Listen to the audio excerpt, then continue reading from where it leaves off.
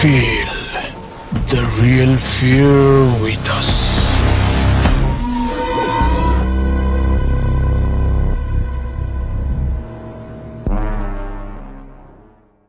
প্রিয় লিসেনার্স, আসসালামু আলাইকুম। Feel the real fear with us. সত্যিকারের ভয়ের অনুভূতি পেতে আফনান হরর ওয়ার্ল্ডের সাথেই থাকুন। দেশ ও দেশের বাইরে যেখান থেকে আফনান হরর ওয়ার্ল্ডের আজকের থার্সডে নাইটের 189তম আয়োজনের সাথে যুক্ত হচ্ছেন বা পরবর্তীতে হবেন, সকলকে জানাচ্ছি শুভেচ্ছা ও ভালোবাসা। আশা করি সবাই ভালো আছেন, সুস্থ আছেন। প্রিয় লিসেনার্স, আজ দারুণ একটি অ্যানাউন্সমেন্ট দিয়ে আজকের এপিসোডটি শুরু করতে চাই। আর তা হচ্ছে, আমাদের আরও একটি যে ইউটিউব চ্যানেল রয়েছে আফনান্স বি নামে, সেখানে আমরা আসছে রবিবার অর্থাৎ আসছে 5 এপ্রিল রবিবার রাত 10:59 অমীমাংসিত রহস্যের এপিসোড দিয়ে নতুনভাবে আনুষ্ঠানিকভাবে যাত্রা শুরু করতে যাচ্ছি। অমীমাংসিত রহস্য এপিসোড আমাদের আফনান হরর ওয়ার্ল্ড ইউটিউব চ্যানেলে আগে আমরা আপলোড করতাম। পরবর্তীতে সেখানে কিন্তু হরর নাইট এপিসোডটি আমরা রিপ্লেস করেছি। অনেকেই বলতেন অমীমাংসিত রহস্য এপিসোডটি কি শেষ হয়ে গেল? আমরা বলতাম না, শেষ হয়নি, নতুনভাবে ইনশাল্লাহ আপনাদের কাছে ফেরত আসবে। আর তারই প্রচেষ্টা হিসাবে আসছে রবিবার থেকে আমরা সেই অমীমাংসিত রহস্য এপিসোডটি আপনাদের সামনে আনতে যাচ্ছি ইনশাল্লাহ। সেই সাথে আরও একটি সুসংবাদ রয়েছে। প্রতি সপ্তাহের মঙ্গলবার আমরা ভয়ের ঘটনা নিয়ে আরও একটি এপিসোড করতে যাচ্ছি আফনান্স বি ইউটিউব চ্যানেলে। আপনারা যারা আমাদের ওই চ্যানেলে এখনও যুক্ত হননি তাদের জন্য বলছি, এই ভিডিওর ডেসক্রিপশনের একদম উপরের দিকে আফনান্স বি ইউটিউব চ্যানেলের লিঙ্ক দেওয়া রয়েছে। সেখানে ক্লিক করলেই আপনারা আমাদের ওই চ্যানেলে ঢুকে যেতে পারবেন। সেখানে সাবস্ক্রাইব করার অনুরোধ করছি। সেখানে নতুন নতুন দারুণ দারুণ ভিডিও কিন্তু আসতে যাচ্ছে। রহস্য, ভয় সব কিছু মিলিয়েই সেখানে দারুণ দারুণ ভিডিওগুলো আপলোড করা হবে ইনশাল্লাহ। প্রিয় লিসেনার্স, আপনাদের জানা বা আপনাদের সাথে ঘটে যাওয়া সত্য ভয়ের ঘটনাগুলো আমাদেরকে লিখে বা রেকর্ড করে afnanthehorrorworld@gmail.com এই ইমেল অ্যাড্রেসে ইমেল করতে পারেন। ইমেল অ্যাড্রেসের স্পেলিংটা বলে দিচ্ছি, AFNANTHEHORRORWORLDBD afnanthehorrorworldbd@gmail.com। স্পেলিংটাও এই ভিডিওর ডেসক্রিপশনে দেওয়া রয়েছে। আমাদের এই এপিসোডের ঘটনাগুলো কেমন লাগছে তা জানিয়ে এই ভিডিওর কমেন্ট সেকশনে কমেন্ট করতে ভুলবেন না। এছাড়া আমাদের ফেসবুক পেজ আর গ্রুপ তো রয়েছে আফনান হরর ওয়ার্ল্ড নামে, সেখানে গিয়েও আপনারা আপনাদের মতামত জানাতে পারেন। এই ভিডিও লাইক বাটন প্রেস করতে ভুলবেন না। ভিডিওর লিঙ্কটা বেশি বেশি করে শেয়ার করে দেবার অনুরোধ করছি, যাতে করে যারা সত্য ভয়ের ঘটনা শুনতে ভালোবাসেন তাদের কাছে আফনান হরর ওয়ার্ল্ড পৌঁছাতে পারে। আর তাদের কাছ থেকেও অনেক অনেক ঘটনা পেয়ে আমাদের এই চলার পথটা আরও আমরা দীর্ঘায়িত করতে পারি আল্লাহর ইচ্ছায়। তো চলুন আজকের এই এপিসোডের প্রথম ঘটনায় চলে যাই। প্রিয় লিসেনার্স, স্বাগতম জানাচ্ছি আমাদের এবারের থার্সডে নাইটের 189তম আয়োজনের প্রথম ঘটনায়। এবারের এপিসোডের প্রথম ঘটনাটি আমরা শুরু করব একজন রেমিটেন্স যোদ্ধা ভাইয়ের পাঠানো ঘটনা দিয়ে। ওনার নাম জাহিদ শেখ, বর্তমানে রয়েছেন মালয়েশিয়ার কুয়ালালামপুরে। ওনার দেশের বাড়ি মাগুরা জেলার মোহাম্মদপুর উপজেলার বিনোদপুর ইউনিয়নের ভাবনপাড়া গ্রামে। ঘটনাটি ওনার নিজের সাথেই ঘটেছিল এই ভাবনপাড়া গ্রামে। ওনাদের গ্রামের বর্ণনা একটু দেয়া জরুরি, তাহলে ঘটনা বুঝতেও সুবিধা হবে। ছোট্ট একটি গ্রাম এই ভাবনপাড়া। গ্রামের দুপাশে মাঠ, মাঠের মাঝখান দিয়ে ছোট্ট চিকন একটা রাস্তা এঁকে বেঁকে চলে গেছে বাজারের দিকে। রাস্তার দুই ধারে রয়েছে অসংখ্য তাল গাছ, সারিবদ্ধভাবে দাঁড়িয়ে আছে মাথা তুলে। আর বেশ কিছু ফসলি জমি তো রয়েছেই, ফসলি জমির ভেতরেও কিছু তাল গাছ দেখা যায়। জাহিদ ভাইদের বাড়ি থেকে পায়ে হেঁটে বাজারে যেতে সময় লাগে 10 থেকে 12 মিনিটের মতো। এবার মূল ঘটনায় আসি। 2016 সালের জানুয়ারি মাসের কোনো এক রাত কনকনে ঠান্ডা পড়েছে। ওই সময়ে উনি বাজারের থেকে একটু পাশে, একটু এগিয়ে গিয়ে চৌরাস্তা নামক একটা জায়গা রয়েছে, ওইখানে একটা মুদি দোকান চালাতেন। হঠাৎ করে উনি সিদ্ধান্ত নিয়েছিলেন যে একটা দোকান দেবেন। কিসের দোকান দেওয়া যায়, পরবর্তীতে চিন্তা করলেন যে মুদিখানার দোকান দেই। সৌভাগ্যজনকভাবে উনি একটা দোকান পেয়েও যান। একজন ব্যক্তি ওনার দোকানটা উনি বিক্রি করে দিবেন, ওনার কাছ থেকে দোকানটা উনি কিনে নেন। এরপর ব্যবসা শুরু করেছেন। তো এই যে চৌরাস্তা নামক যে জায়গাটা যেখানে উনি দোকান দিয়েছিলেন, ওই বাজার থেকে একটু এগিয়ে গিয়ে চৌরাস্তা, তো ওইখানে নাকি 2টা থেকে 3টা যদি বেজেও যেত রাত, সেখানেও মানুষজন থাকতো। এত রাতেও যদি সেখানে মানুষ থাকে, দিনের বেলা তো সেখানে মানুষের আনাগোনা বেশিই থাকবে, এটাই স্বাভাবিক। মুদি দোকানের ব্যবসা ওনার ভালোই চলছিল সেখানে। উনি অবশ্য রাত 2টা-3টা পর্যন্ত দোকান চালাতেন না, রাত 11টা, 11:30টার মধ্যেই দোকান বন্ধ করে দিয়ে বাড়িতে চলে আসতেন। উনি প্রতি রাতেই একা একাই বাড়িতে আসতেন, কখনো কখনো কাউকে কাউকে পেতেন। আর যেহেতু প্রচণ্ড ঠান্ডা পড়েছিল, জানুয়ারি মাস তো বাংলাদেশের প্রেক্ষাপটে বেশ ঠান্ডাই, এই জন্য সন্ধ্যার পরেই মানুষজনের আনাগোনা কমে যেত। ওই জায়গাতে অর্থাৎ চৌরাস্তাতে মানুষজন থাকতো, কিন্তু তারা যে ওই ভাবনপাড়া গ্রামে যাওয়া বিষয়টা তো এরকম না। ওই জায়গাতে ভিন্ন ভিন্ন গ্রামের মানুষজন আসতো, আবার চলে যেত। উনি যখন দোকান বন্ধ করে বাড়িতে যেতেন, তখন কিন্তু শীতের রাত্রে লোকজন খুব কমই পেতেন। উনি বাড়িতে যেতেন কিন্তু সেই মেঠো পথ দিয়ে। যেই রাতে ঘটনাটি ঘটে, সেই রাতে প্রতিদিনের মতো উনি রাত 11টার কিছু সময় পর দোকান বন্ধ করে বাড়ির দিকে রওনা শুরু করলেন। চৌরাস্তা থেকে এগিয়ে গিয়ে প্রথমে বাজার, ওই বাজারে যখন গিয়েছেন তখন দেখতে পেলেন ওখানে 4জন লোক দাঁড়িয়ে আছে। এই 4জন লোক হচ্ছে নাইট গার্ড। এই 4জন লোককেই উনি চিনতেন। এই 4জনের মধ্যে একজন আবার সম্পর্ক ওনার কাকা হয়। তো ওই কাকা বলছেন, কি গো জাহিদ, এই রাতে একা একাই বাড়িতে ফিরতেছো নাকি, সাথে লোকজন নাই? তখন আবার জাহিদ ভাই বললেন যে, না কাকা, বুঝতেই তো পারতেছেন কি শীত পড়ছে, লোকজন তো নাই রাস্তাঘাটে, একা একাই যাই। তখন আবার ওই কাকা বললেন, ঠিক আছে যাবা তো, কিন্তু যেই রাস্তা দিয়ে তুমি প্রতিদিন যাও, ওই যে তাল গাছের সারি আছে, ওই দিক দিয়ে যাওয়ার সময় কিন্তু দোয়া দরুদ পরে শরীরে ফু দিয়ে নিও, ওখানে কিন্তু অনেকেই ভয় টয় পায়। তখন জাহিদ ভাই বললেন যে, হ কাকা, আমি তো শুনছি, কিন্তু এই কয়দিন তো আসা যাওয়া করতেছি, কখনো ভয় টয় তো পাই নাই, আর কেউ এই কয়দিনের মধ্যে ভয় টয় পাইছে এটাও তো শুনি নাই, যাক দোয়া করেন, যাই আল্লাহর নামে। তখন ওই কাকা বললেন যে, হ্যাঁ বাবা রে, আমি তো মুরব্বী মানুষ, আমার তো দায়িত্ব তোমাদেরকে সতর্ক করা, এই জন্য করলাম, সাবধানে যেও। এই বলে উনি ওনার ডিউটি শুরু করেন, আর জাহিদ ভাইও বাড়ির দিকে রওনা দেন। হাঁটতে হাঁটতে কিন্তু উনি সেই তাল গাছের সারির কাছে চলেই এসেছেন। ওনার মধ্যে কোনো ভয়ের কাজ করছে না, প্রতি রাতেই যেভাবে ফেরেন ওভাবেই ফিরছিলেন। তো তাল গাছের সারি থেকে যখন উনি আগানো শুরু করেছেন, অর্থাৎ তাল গাছগুলো পার হয়ে আস্তে আস্তে হাঁটা শুরু করেছেন, ইতোমধ্যে কিন্তু উনি প্রায় অর্ধেক তাল গাছ বলতে ওই সারিতে যতগুলো তাল গাছ ছিল, এই সারির অর্ধেকটা তাল গাছ উনি পার করে ফেলেছেন। ওনার কিন্তু ডান পাশে বাম পাশে দুই পাশে কিন্তু তাল গাছের সারি আছে। কি মনে করে হঠাৎ করে ওনার এক পাশের একটা তাল গাছের মাথার উপরে চোখ যায়, কেন যে গেল উনি বুঝতে পারলেন না। যখনই উনি ওইদিকে তাকিয়েছেন, উনি দেখতে পান একটা তাল গাছের মাথার উপরে একটা আলো দপ করে জ্বলে উঠল। 1 সেকেন্ড বা 2 সেকেন্ড পর ওইটা আবার দপ করে নিভে গেল, যেভাবে জ্বলেছিল ওভাবেই নিভে গেল। উনি চিন্তা করলেন যে সর্বনাশ, আবার কোনো ভূতের খপ্পরে পড়লাম কি না, কাকা তো বলে দিছিল, মনে হয় কোনো ভূতের খপ্পরেই পড়ছি, তাড়াতাড়ি পা চালিয়ে বাসায় যেতে হবে। এই চিন্তা করে যেই না উনি হাঁটা শুরু করেছেন, হঠাৎ করে পেছনে মনে হলো একজনের খসখস শব্দ, সেই সাথে মনে হচ্ছে কোনো একটা হাড় যদি আর একটা হাড়ের উপর টোকা দেয় যেমন শব্দ হয়, অর্থাৎ 2টা হাড় যদি একে অপরের সাথে টক্কর লাগে যেরকম শব্দ হয়, ওই রকম শব্দ, একসাথে খসখস শব্দ, আবার সেই ধরনের টক্করেরও শব্দ। উনি চিন্তা করলেন কোনো মানুষ আসছে নাকি পেছন থেকে। এই চিন্তা করে উনি পেছন দিকে যেই না তাকিয়েছেন, উনি দেখেন ভয়ঙ্কর একটা দৃশ্য। ওনার থেকে 7 কি 8 হাত দূরে একটা লম্বা অবয়ব দাঁড়িয়ে আছে। এই অবয়বটা একটা পুরো দস্তুর কঙ্কাল, অর্থাৎ এর কোনো মাংস নাই, চামড়াও নাই, এর প্রত্যেকটা হাড় গোনা যাচ্ছে।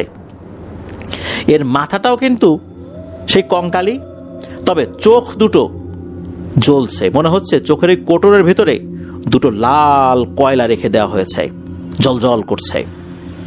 এই জিনিসটা নড়াচড়া করছে, তখন এটার যে হাড়, এই হাড়গুলো একটা অন্যের সাথে যখন ঘষা খাচ্ছে, তখন এক ধরনের শব্দ হচ্ছে। ওই জিনিসটা একটু একটু করে ওনার দিকে এগিয়ে আসছে। যেই না উনি এটা দেখেছেন, উনি প্রচণ্ড জোরে দিয়েছেন এক চিৎকার দিয়ে উল্টো দিকে ঘুরে বাড়ির দিকে দিয়েছেন দৌড়।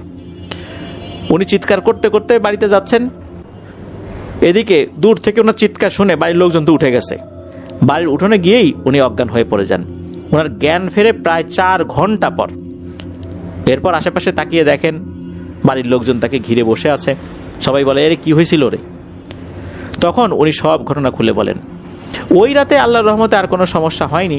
পরদিন সকালবেলা মসজিদের ইমাম সাহেবের কাছ থেকে পড়া পানি নিয়ে আসা হয়। ইমাম সাহেব পরবর্তীতে এসেছিলেন, ঝাড়ফুঁক করে গিয়েছিলেন, আল্লাহর রহমত এরপর আর কোনো সমস্যা হয়নি। এই ঘটনার রহস্যটা কি, এটা জানার জন্য পরবর্তীতে এই জাহিদ ভাই বড় ভিটাপাড়া নামক একটা জায়গা রয়েছে ওনাদের এলাকায়, সেখানে হাশেম কবিরাজ আছে, সম্পর্কে ওনার কাকা হন আর কি। তো তার কাছে উনি যান, গিয়ে এই পুরো ঘটনা খুলে বলেন। তখন কাকা একটা তথ্য জানান, সেটা হচ্ছে এই যে জিনিসটা ওনাকে ভয় দেখিয়েছিল, এটা মূলত একটা গেছো ভূত, ওই তাল গাছের গেছো ভূত। সে নাকি কখনো কখনো মানুষের সামনে পড়ে যায়, তবে কারো ক্ষতি করে না, অনেকদিন ধরে ওই এলাকায় আছে। মাঝে মাঝে তার বিরক্ত হলে সে কখনো ভয় টয় দেখায়, তবে এমন ভয় দেখায় না যাতে করে মানুষ অজ্ঞান হয়ে যেতে পারে, তবে সে মারা যাবে এমনটা না। এখন পর্যন্ত তার ভয়ে কেউ মারা যায়নি। মাঝে মাঝে সে বিরক্ত হলে এরকম কাজটা করে আর কি। এখন কি কারণে ওই সময় বিরক্ত হয়েছিল এটা তো বলা যাবে না, তবে ভবিষ্যতে যদি কখনো সামনে পড়েও যায়, এটা নিয়ে ভয় পাবার কিছু নেই। ভয় লাগলেও আস্তে করে সাইড কাটায় চলে আসতে হবে, ও কিছুই বলবে না। ওই তাল গাছের যে গেছো, এই গেছো ভূতটা নাকি এখনো আছে, ওটাকে দেখেই মানুষ মাঝে মাঝে ভয় পেয়েছে, তবে ওই ভয়ে এখন পর্যন্ত মারা যাবার রেকর্ড পাওয়া যায়নি, এমনটাই জানিয়েছেন জাহিদ ভাই। ধন্যবাদ জানাচ্ছি জাহিদ ভাইকে প্রবাস জীবনে থেকেও আমাদেরকে কষ্ট করে ঘটনা লিখে পাঠানোর জন্য। আশা করি আপনার কাছ থেকে আরও অনেক ঘটনা ইনশাল্লাহ আমরা এভাবেই পেতে থাকব। প্রিয় লিসেনার্স, চলুন চলে যাব আমাদের এবারে থার্সডে নাইটের 189তম আয়োজনের পরবর্তী আরও একটি নতুন ঘটনায়।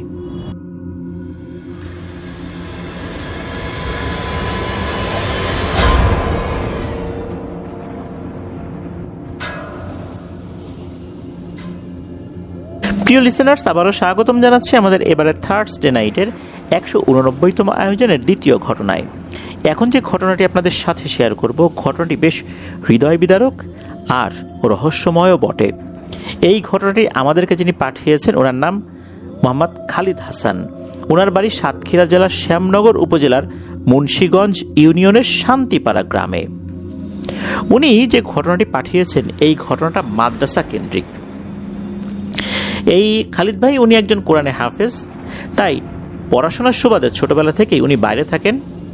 আর ওনার জীবনের প্রথম যে মাদ্রাসা, এই মাদ্রাসার যেই স্থানটা, এটা কিন্তু ওনাদের বাড়ি থেকে খুব যে বেশি দূরে, বিষয়টা এরকম না, কাছাকাছি। সঙ্গত কারণে মাদ্রাসার নামটা আমরা বলছি না।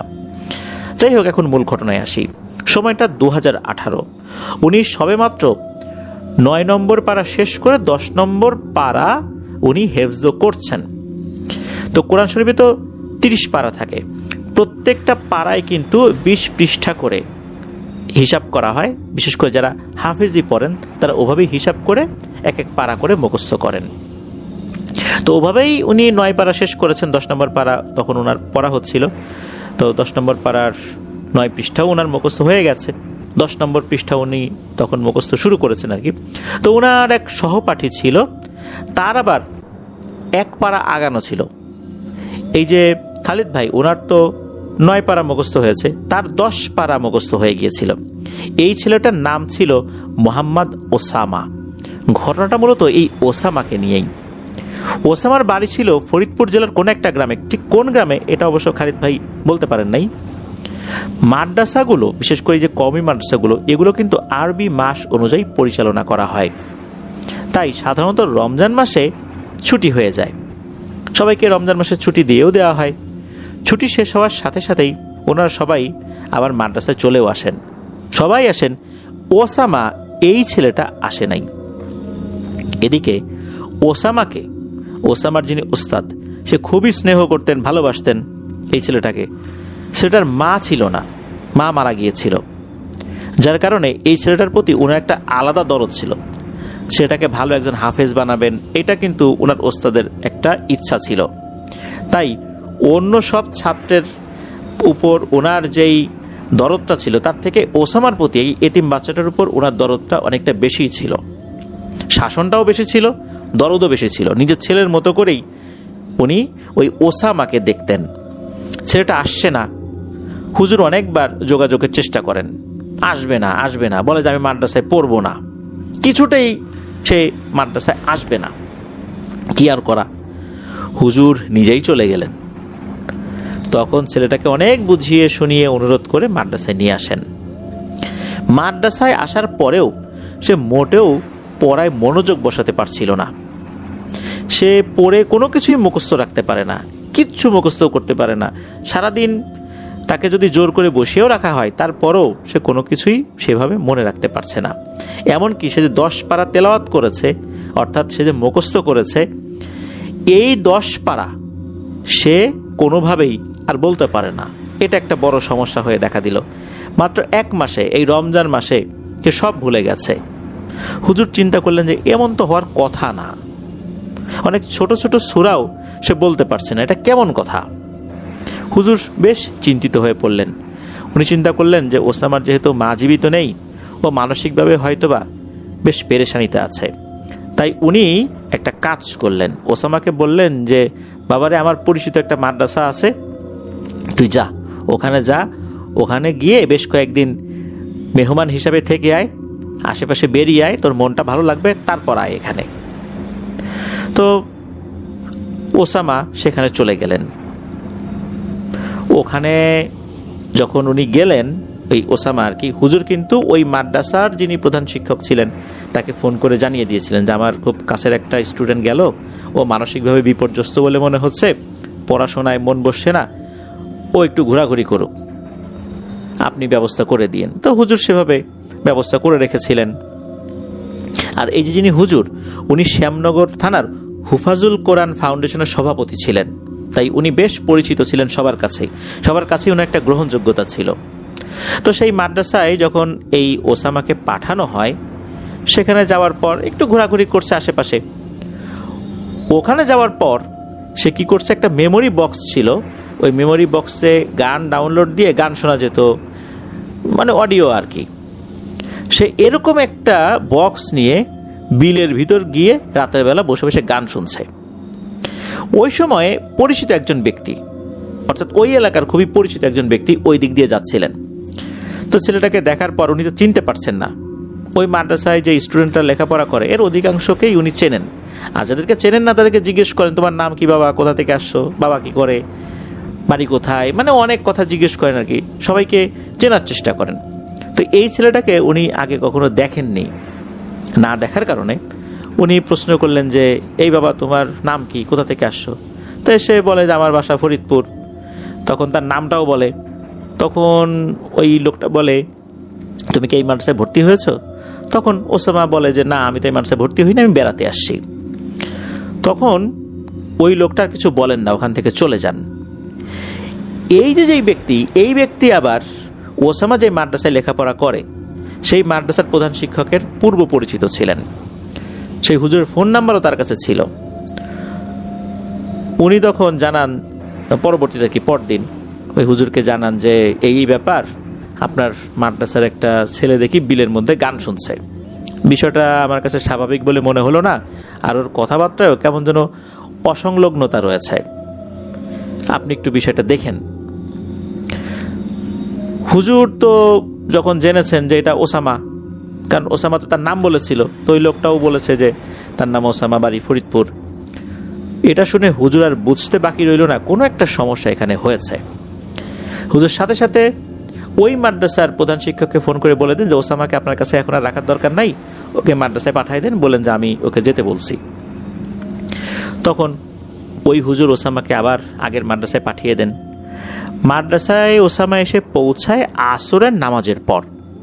তো আসরের নামাজের পর কিন্তু ছাত্ররা আশেপাশে ঘোরাঘুরি করে, খেলাধুলা করে, ওই সময় তো আর লেখাপড়া হয় না, সব জায়গাতেই একই নিয়ম আর কি। ওই সময় আবার মাদ্রাসার ভেতরে ছিলেন এই খালিদ ভাই, ওনার আবার খেলতে এতটা ভালো লাগতো না।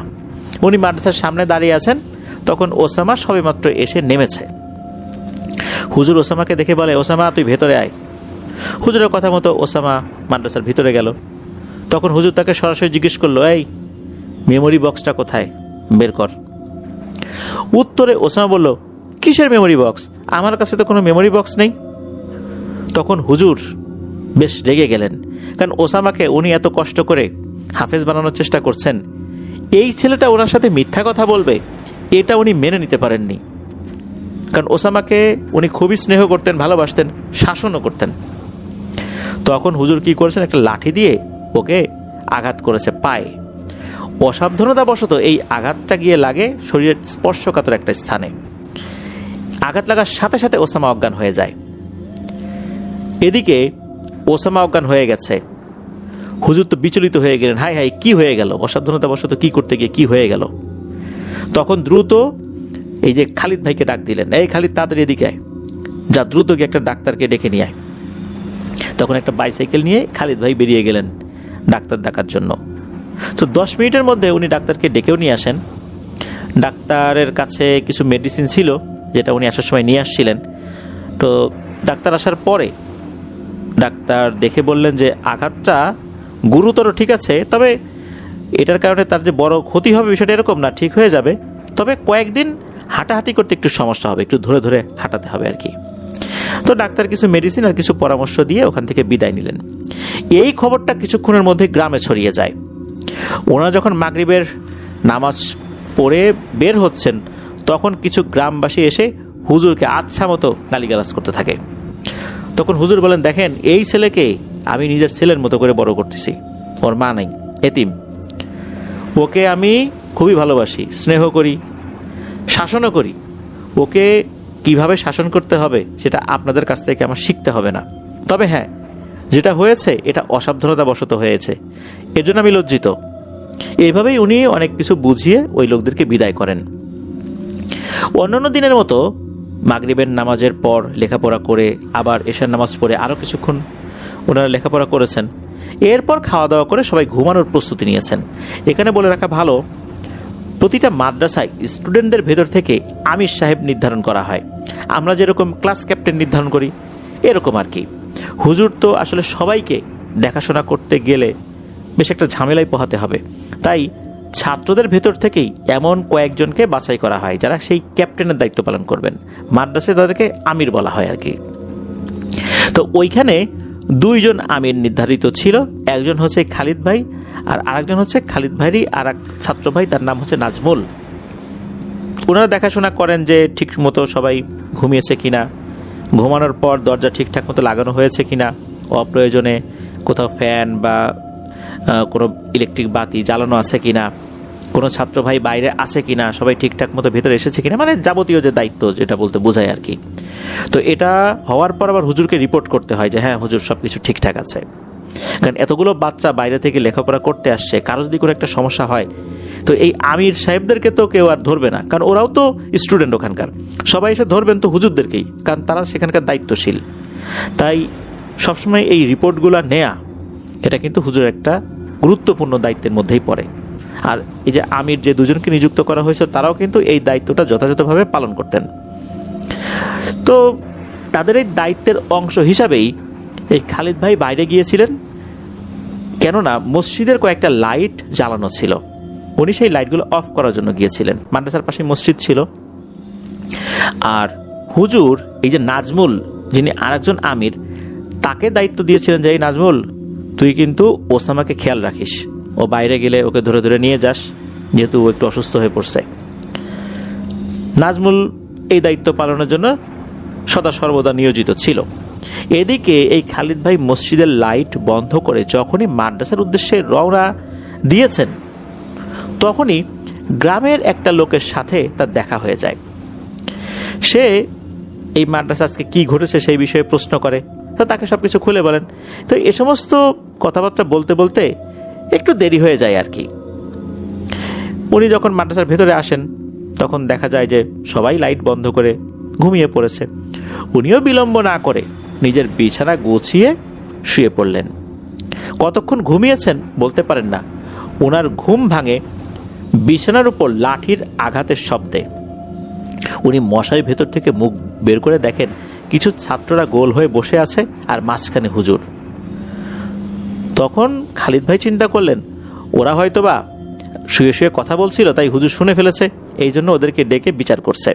আর একবার চিন্তা করলেন যে এত রাতে তো হুজুর বিচার করেন না, ওই সময় ধমক টমক দিয়ে চুপ করিয়ে দেন, পরে হয়তোবা বিচার করেন, কিন্তু এত রাত্রে অন্যদের ঘুম নষ্ট করে তো হুজুর বিচার করবেন এমনটা নর্মালি হয় না, বা হুজুর এটা করেনও না। কিন্তু ঘটনাটা কি? উনি চিন্তা করলেন যে থাক এখন আর না উঠি, আমি ঘুমানোর চেষ্টা করি। এদিকে ওনার ঘুম কিন্তু আসছে না। একটা পর্যায়ে কি আর করা, মশারি থেকে বের হয়ে আস্তে আস্তে হুজুরের সামনে গিয়ে দাঁড়ালেন। গিয়ে যেটা দেখতে পেলেন সেটা তো নিজের চোখকেও বিশ্বাস করতে পারছিলেন না। গিয়ে দেখেন যে ওসামা দাঁড়িয়ে আছে। ওসামাকে দাঁড়িয়ে থাকতে দেখে উনি বেশ অবাক হয়েছেন, কারণ যে ছেলেটা বিকেল থেকে পাই নাড়াতে পারছিল না সে কিভাবে দাঁড়িয়ে থাকতে পারে। এই জন্য একটু কৌতূহলী হয়ে নাজমুলকে একটু সাইডে ডেকে নিয়ে জিজ্ঞেস করলেন, হ্যাঁ রে নাজমুল, কি হয়েছে রে? তখন নাজমুল বলল, কিছুক্ষণ আগে ওসামা আমাকে ডেকে বলেছে, নাজমুল ভাই একটু ওঠো, আমি ওয়াশরুমে যাব। তখন আমি এবং তাজমিম নামে আর একটা ছেলে, এই দুইজন ওসামার হাত ধরে ওয়াশরুমের দিকে নিয়ে যাচ্ছি। আর নিয়ে যাওয়ার সময় হঠাৎ করে ওর ওই স্পর্শকাতর স্থানে আবার ব্যথা সে পেয়ে যায়। ব্যথা পাওয়ার কিছুক্ষণ পরেই সে উল্টোপাল্টা কথা বলতে থাকে, আর এমন সমস্ত কথাবার্তা বলছে এগুলো আমরা কিছুই বুঝতে পারছিলাম না। হঠাৎ করে ওর কণ্ঠ পরিবর্তন হয়ে গেল। ও বলে উঠল, আমার ছেলেকে আমি মাদ্রাসায় পড়াবো না বলে নিয়ত করেছিলাম, কিন্তু আমার কথা কেউ রাখেনি। এই পর্যন্ত বলে এই নাজমুল থামে, বলে যে এই ঘটনা। তো এরপরে যেটা হয়, নাজমুল আরও বলে যে যখন এই ধরনের উদ্ভট কথা শুনেছে, সাথে সাথে তাদের একজন হুজুরের রুমের সামনে গিয়ে হুজুরকে ডাকতে থাকেন। তো তাদের আওয়াজ শুনে হুজুর রুম থেকে বের হয়ে আসেন, বলে এই কি হয়েছে রে? তখন নাজমুল হুজুরকে সব কিছু খুলে বলেন। নাজমুলের কাছে সব কথা শুনে হুজুর মাদ্রাসায় আসেন। এসে তারপরে ওসামাকে বলে যে এখানে নিয়ে আয় আমার কাছে। তখন আর কি অন্য স্টুডেন্টও একে একে জেগে যায়। তখন একটা গোলাকার একটা শেপ তৈরি করে স্টুডেন্টরা তার মধ্যে বসেছে, এর মাঝখানে হুজুর বসেছে, আর ওখানে নাজমুল দাঁড়িয়ে আছে। অদ্ভুত ব্যাপার হচ্ছে, ওসামা দরজার গায়ে হাত দিয়ে এমনভাবে দাঁড়িয়ে আছে মনে হচ্ছে সে কাউকেই তোয়াক্কা করছে না। হুজুর ওসামাকে জিজ্ঞেস করলো, হ্যাঁ রে ওসামা, কি হয়েছে তোর? তখন সে একটু মোটা কণ্ঠে বলে উঠল, তুই আমার ছেলেকে আবার মাদ্রাসায় নিয়ে আসলি কেন? আবার ভর্তি করালি কেন? এই কথা শুনে হুজুর আর বুঝতে বাকি রইল না, কারণ এই ধরনের ব্যবহারের সাথে হুজুর খুবই পরিচিত, কেননা উনি বিভিন্ন সময় এই জিন ভূতের রুকিয়া করেছেন। হুজুর সাথে সাথে একটা কাজ করেন, সেটা হচ্ছে ডান হাতে একটা সুতা বেঁধে দেন। এই সুতাতে 31টা গিট দেয়া ছিল। কোরআনের সূরা আর রহমানের একটা নির্দিষ্ট আয়াত 31 বার পড়েছেন, প্রত্যেকবার সেটাতে গিট দিয়েছেন। এই জিনিসটা তার হাতে যখনই বেঁধে দিয়েছেন, সে তো হাতে বাঁধবে না, জোর করে বেঁধে দেওয়া হয়। এরপর যেটা হয় সেটা হচ্ছে, এই ওসামা খুব রাগান্বিত হয়ে যায়। যে সুতাটা বেঁধে দিয়েছিলেন 31টা গিট দিয়ে, এটার একটা বিশেষত্ব ছিল। এটা বেঁধে দেওয়ার সাথে সাথে যত শক্তিশালী জিনই হোক না কেন, ওই শরীর থেকে নাকি বের হতে পারবে না যতক্ষণ না পর্যন্ত ওই সুতাটা না খোলা হয়। যখনই ওটা বেঁধে দেওয়া হয়েছে, ওসামা ছটফট করতে থাকে আর হুজুরের সাথে মারাত্মক বেয়াদবিমূলক আচরণ করতে থাকে। হুজুর বিশেষ একটা রুকিয়া শুরু করেন। তখন হাতে থাকা লাঠি দিয়ে উনি বিছানার উপর বারবার আঘাত করতে থাকেন আর দোয়া পড়তে থাকেন। এতে করে দেখা যায় যে ওসামা আরো বেশি রাগান্বিত হচ্ছে, ছটফট করছে। তার মানে হচ্ছে ওর শরীরের ভিতরে থাকা ওই জিনটা কষ্ট পাচ্ছে। তো এরকম তো হচ্ছে। একটা পর্যায়ে খুবই ভয়ঙ্কর কণ্ঠে ওসামা বলে ওঠে, এই হুজুর, তুই আমার ছেলেকে মাদ্রাসায় ভর্তি করিয়েছিলি, তুই জানতি আমার ছেলেকে আমি ডাক্তার বানাতে চেয়েছিলাম। তখন হুজুর বলে, তোর সাথে আমি কথা বলবো, আগে তুই আমার সাথে তুই তুকারি করে কথা বলা বন্ধ কর। তোর ছেলে মানে তুই আসলে কে? তখন ওর ভিতরে থাকা জিনের কথা শুনে উপস্থিত সবাই তো রীতিমতো হতবাক হয়ে যায়। হুজুরও হতবাক হয়ে যান। সে বলে ওঠে, আমি ওর জন্মদাতা মা। এই কথা শুনে হুজুর তো চমকে ওঠেন যে মা মানে? ওর মা তো মারা গেছে। মৃত মানুষ কিভাবে মানুষের শরীরের উপর আসর করবে? হুজুর বুঝতে পারে নিশ্চয়ই ওর মায়ের সাথে এমন কোন একটা জিন ছিল, ওর মায়ের মৃত্যুর পর ওই জিনটা ওসামার উপর নজর রেখেছিল। আসলে ওসামার মায়ের কি হয়েছিল সেটা একটু জানা দরকার। শোনা যায় 2007 সালে ওসামার মা উনি খুবই মনোকষ্টে আত্মহত্যা করেছিলেন। কেননা ওসামার বড় ভাইয়ের বিয়ে হবার পর পারিবারিকভাবে বেশ কিছু সমস্যা দেখা দেয়। ওসামার ভাবি ছিল প্রচণ্ড রাগী এবং হিংসুটে মহিলা। ওসামার মায়ের সাথে খুবই খারাপ আচরণ করত, এমন বাজে আচরণ করত যে ওসামার মা কয়েকবার আত্মহত্যা করার চেষ্টা করেও এই ওসামার কথা চিন্তা করে আর আত্মহত্যা করেননি। তবে বারবার এত অপমান অপদস্থ হতে হতে ওনার মনটা একদম বিষিয়ে যায়।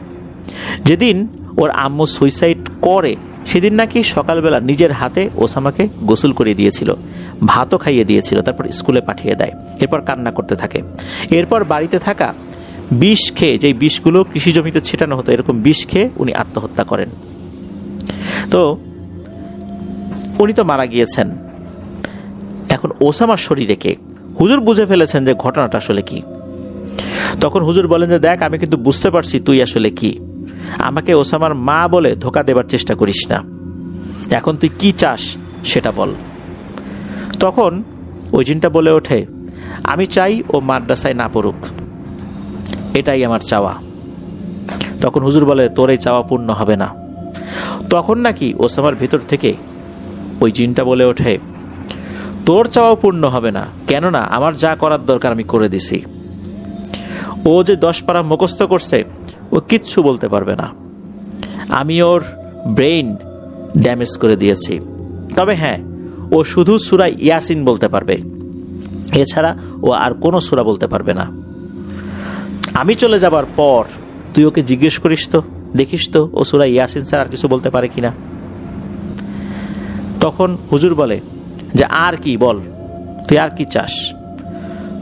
তখন বলে যে চাওয়া তো একটাই, ও মাদ্রাসায় পড়তে পারবে না। তখন হুজুর বলেন যে তোর চাওয়া পূর্ণ হবে না, কেননা আমি আমার সর্বোচ্চ চেষ্টা করব ও যেন ভালো একজন হাফেজ হইতে পারে। তখন ওই জিনটা বলে, তোর চেষ্টার কাজ আমি সেরে দিয়েছি, ওসব চিন্তা ভাবনা করে লাভ নাই, তুই তোর চেষ্টা করতে থাক, দেখবি তুই ব্যর্থ হয়েছিস, এখন আমাকে ছাড়, আমি চলে যাব। তখন হুজুর বলেন, তো কথা দে তুই ওর কাছে আর আসবি না, তুই যেহেতু ওর ক্ষতি করেইছিস, তুই নতুন করে আর ওর কোনো ক্ষতি করিস না। তখন হুজুর তার মতো করে রুকিয়া করেন। একটা পর্যায়ে ওই জিনটা বাধ্য হয় প্রতিশ্রুতি দিতে ও নতুন করে ওর আর কোনো ক্ষতি করবে না। এরপর হুজুর উনি যে সুতাটা বেঁধে দিয়েছিলেন ওসামার হাতে সেটা খুলে ফেলেন। তবে যাবার আগে ওই জিনটা বলে যায় যে আমি যে চলে যাচ্ছি, আমি একটা প্রমাণ কিন্তু রেখে দিয়ে যাবো রে, আর আমি চলে যাওয়ার পর 1 মিনিট ও অজ্ঞান থাকবে, 1 মিনিট পর ওর জ্ঞান ফিরবে। আমি এদিক দিয়ে যাচ্ছি, এই পথে একটা বেল গাছ পড়ে, তুই কালকে থেকেই দেখবি এই বেল গাছটা শুকিয়ে যাচ্ছে, আস্তে আস্তে বেল গাছটা মারা যাবে, এই বেল গাছটাকে আমি মেরে ফেলবো, তাহলেই বুঝতে পারবি আমি কিভাবে ওসামার ব্রেইনটাকে ড্যামেজ করে দিছি। এরপরেই নাকি ওসামা ধপাস করে মাটিতে পড়ে যায়। পাশে থাকা ছাত্র ভাইরাও অবশ্য তাকে ধরে ফেলেছিল।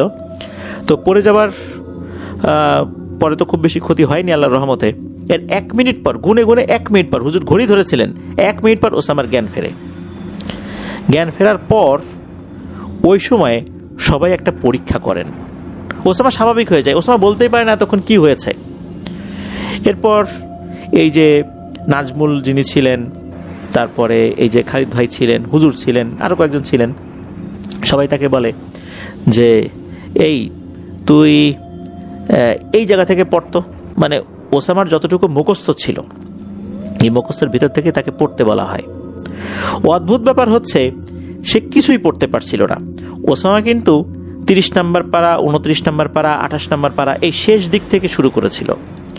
তাকে 21 নম্বর পারা থেকে জিজ্ঞেস করা হয় আর কি। সে কিছুই বলতে পারে না, সে কোরআন শরীফ খুলে 21 নম্বর পারা বেরই করতে পারতেছে না। আজব ব্যাপার, সে কিছুই বলতে পারতেছে না, কোরআন শরীফের একটা শব্দও সে বলতে পারছে না। এরপর তাকে বলা হয়, আচ্ছা তুই সূরা ইয়াসিন পাঠ করতো। সবাইকে অবাক করে দিয়ে সে খুবই সুন্দরভাবে সূরা ইয়াসিন পাঠ করতে থাকে, যেভাবে হাফেজেরা তেলাওয়াত করতে থাকে ঠিক সেইভাবে। এরপর ওসামাকে বলা হয় যে ঘটনাটা কি। পুরো ঘটনা শোনার পর ওসামা খুবই কষ্ট পেল, তার চোখে পানি ছলছল করছিল। তার মায়ের এই বিষয়টা তার মনে পড়ে যায়। সত্যি পরদিন থেকে ওই বেলগাছটি শুকাতে লাগলো। অল্প কয়েকদিনের মধ্যে এই তরতাজা বেলগাছটি মারা গেল। খালিদ ভাই জানিয়েছেন যে উনি ওই মাদ্রাসা থেকেই হাফিজি শেষ করে অন্য মাদ্রাসায় চলে গিয়েছিলেন লেখাপড়া করার জন্য। ওই গাছটা কিন্তু মারা গেছে। মাঝে মাঝে ওই গাছের পাশ দিয়ে উনি আসতেন, দেখতেন ওই গাছটা শুকিয়ে একদম কাঠ হয়ে গেছে, অথচ আশেপাশে অন্য যে গাছগুলো ছিল সেগুলো কিন্তু একই রকমভাবেই জীবিত ছিল। এই যে আমরা নাজমুলের কথা বললাম, এই নাজমুল এই ঘটনার 3 বছর পর ভয়ঙ্করভাবে তার মৃত্যু হয়। এই মৃত্যুটা খুবই রহস্যময় ছিল। এই মৃত্যুকেন্দ্রিক যে ঘটনাটি আছে এটা খালিদ ভাই পরবর্তীতে আমাদেরকে পাঠাবেন বলে জানিয়েছেন। আর ওসামার আর লেখাপড়া হয়নি, এভাবেই সে জীবন পার করছে। ওসামা সম্পর্কে আরও বিস্তারিত জানার আমরা চেষ্টা করবো ইনশাল্লাহ পরবর্তীতে। ধন্যবাদ জানাচ্ছি খালিদ হাসান ভাইকে ওনার পাঠানো ঘটনার জন্য। প্রিয় লিসেনার্স, চলুন চলে যাব আমাদের এবারে থার্সডে নাইটের 189তম আয়োজনের পরবর্তী আরও একটি নতুন ঘটনায়।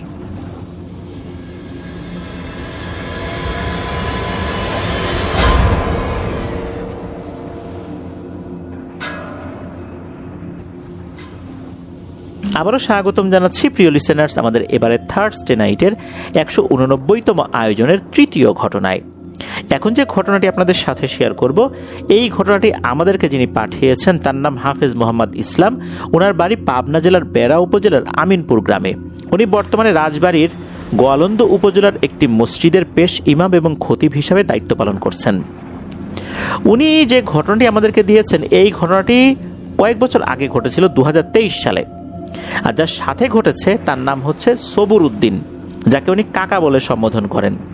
তার বাড়ি এই মোহাম্মদ ইসলাম ভাইয়ের যে গ্রাম আমিনপুর, এই আমিনপুর গ্রামের পাশের গ্রাম দাতিয়াতে। উনি তখন ওই দাতিয়া মসজিদে ইমাম হিসাবে দায়িত্ব পালন করছিলেন। সবুর উদ্দিন কাকা উনি দাতিয়া গ্রামের পরিচিত একজন মানুষ। ওনার বয়স 50-52। উনি পেশায় একজন ভ্যান চালক। দিনের বেলাতে উনি ঘুমান আর রাত নামলেই ভ্যান নিয়ে বের হন। রাতের বেলায় রাস্তায় ভাড়াটা বেশি পাওয়া যায়, আয়ও ভালো হয়। যে রাতে ঘটনাটি ঘটে ওই রাতটা ছিল ভয়ঙ্কর এক গরমের সময়। এমন গরম পড়েছে ওই রাতে ঘুমানোই মুশকিল। আর ওই সময় আমের ভরা মৌসুম।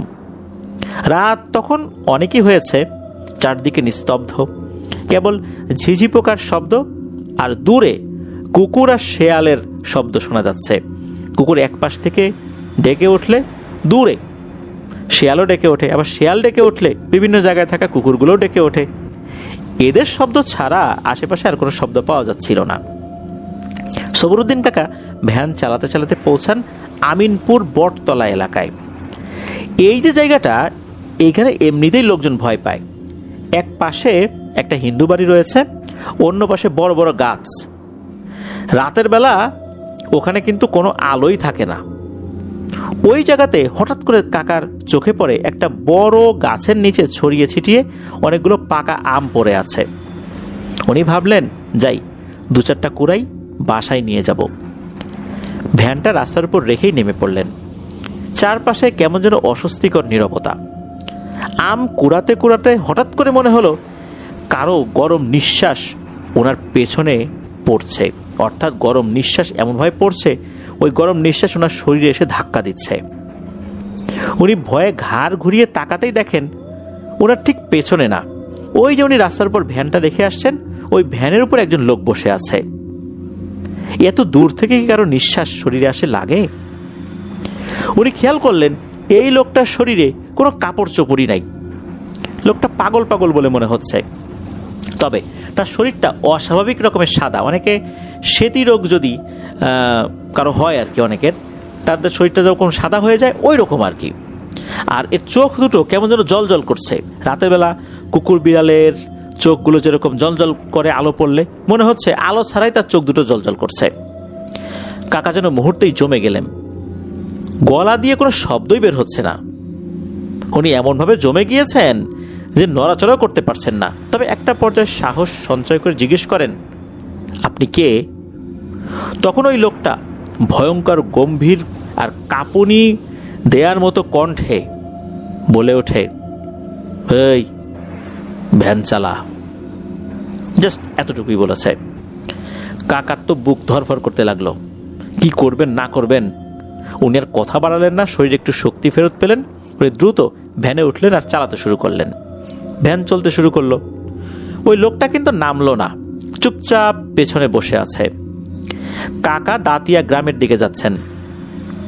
পাকা রাস্তার উপর দিয়ে রেল লাইনের ব্রিজ আছে, ওই ব্রিজের ওখানে একটা বৃদ্ধা মহিলা নাকি কাটা পড়ে মারা গিয়েছিল। ওখানে অনেকেই ওই লাশটা দেখতে গিয়েছিলেন, তার মধ্যে এই যে মোহাম্মদ ইসলাম ভাইও ছিলেন। খুব বিভৎস অবস্থা ছিল সেই লাশের। ওখান দিয়ে যখন যাচ্ছিলেন তখন কাকা উনি দেখেন ব্রিজের নিচে অনেকগুলো আম পড়ে আছে। ওনার মাথা তো ঠিক কাজ করছে না, এদিকে ভয়ও পাচ্ছেন, পেছনে রহস্যময় একটা অবয়ব বসা, আবার আম পড়ে আছে। এটা লোভ আর ভয় একই সাথে কাজ করছে। উনি চিন্তা করলেন যে নামি না, কটা আম কুড়িয়েই আসি। ওখান থেকে তো আম তুলতে পারলাম না, কোত্থেকে এক উপদ্রব উঠে ভ্যানের উপরে বসছে। এটা কি মানুষ না অন্য কিছু তাও বুঝতে পারতেছি না। উনি ভ্যান থামিয়ে নামবেন কেবল, হঠাৎ করে ওই অবয়বটা কাকার হাত চেপে ধরে। গরমের রাত, কিন্তু এই জিনিসটার হাত ছিল বরফের মতো ঠান্ডা। কাকা ভয়ে চিৎকার করে উঠলেন। তখন ওই লোকটা বলে, এই চুপ, চিৎকার করিস কেন, একদম চুপ, খবরদার ওই আম নিস না, ওই আমে হাত দিবি না কিন্তু, তাহলে কিন্তু তোর সমস্যা হবে, ভ্যান চালা, এভাবে বলেছে। এরপরই কাকা তো ভ্যান চালানো শুরু করেছেন। এদিকে ভয়ে ওনার পা আগাতেই যাচ্ছে না। উনি যে ভ্যানের যে পায়ে প্যাডেল মারবেন, এই প্যাডেল মারতে গিয়ে ওনার পা বারবার স্লিপ করছিল। পেছন থেকে এক ধরনের গোংরানির শব্দও আসছিল, আর এমনভাবে জোরে জোরে নিঃশ্বাস নিচ্ছে, মনে হচ্ছে কোনো ষাঁড় গরু যেভাবে রেগে গেলে নিঃশ্বাস ছাড়ে, ওই রকম শব্দ হচ্ছে পেছন থেকে। এবং এই নিঃশ্বাসের ধাক্কা, এই গরম বাতাস তার পিঠে এসে লাগছে। কাকা তো ভ্যান চালাচ্ছেন, শরীর কাঁপছে, হাত পা অবশ হয়ে যাচ্ছে। শেষমেশ অনেক কষ্টে দাতিয়া যে গ্রামটা, এর মোটামুটি কাছাকাছি চলে আসছেন। রাস্তার সাথেই ওনার বাড়ি। নিজের বাড়ির কাছাকাছি এসে কাকা বলেন, আমি আর যাব না, আপনি নামেন। তখন ওই অবয়বটা বলে, আর একটু এগিয়ে দেয় আমাকে, তোর জন্য ভালোই হবে। তখন কাকা কাপা কাপা গলায় বললেন, না আর যাব না, আমার খুব ভয় লাগছে, আমি আর যাব না। তখন দেখা গেল ওই লোকটার চেহারায় একটু নমনীয়তা আসছে। ওই লোকটা গম্ভীর কণ্ঠে বলে উঠল, আর কখনো এত রাত্রে এই সমস্ত জায়গায় একা একা ভ্যান চালাবি না, আর এই আম কাঁঠাল এগুলো দেখে লোভ করিস না, অনেক সময় এগুলো কিন্তু একটা ফাঁদ হয়, তুই কিন্তু ধরতে পারিস নাই। এই কথা বলেই নাকি তার চোখের সামনে নিমেষেই মিলিয়ে গেল ওই অবয়বটা, যেটা কখনো ছিলই না। সবরুদ্দিন কাকা এমন ভয় পেয়েছেন, দৌড়ে ঘরে ঢুকে পড়েছেন। শরীর দিয়ে দরদর করে ঘাম বেরোচ্ছে, এদিকে তার শরীরে কাঁপুনি দিয়ে জ্বরও উঠেছে, একই সাথে ঘাম আর জ্বর। উনি ওনার স্ত্রীকে ডেকে তুলে সব ঘটনা বললেন। পরদিন সকালবেলা এই সবরুদ্দিন কাকার ছেলে এই মোহাম্মদ ইসলাম ভাইকে খবর দেন। উনি গিয়ে দেখেন যে কাকার গায়ে প্রচণ্ড জ্বর তো এসেছেই, চোখেও ভয়, সব কিছু খুলে বললেন উনি। তো এরপর উনি ঝাড়ফুঁক করে দিলেন, দোয়া পরে ফু দিলেন। কয়েকদিন পর আল্লাহর রহমতে উনি সুস্থ হয়ে উঠেছেন। এখনও উনি এই ভ্যানই চালান।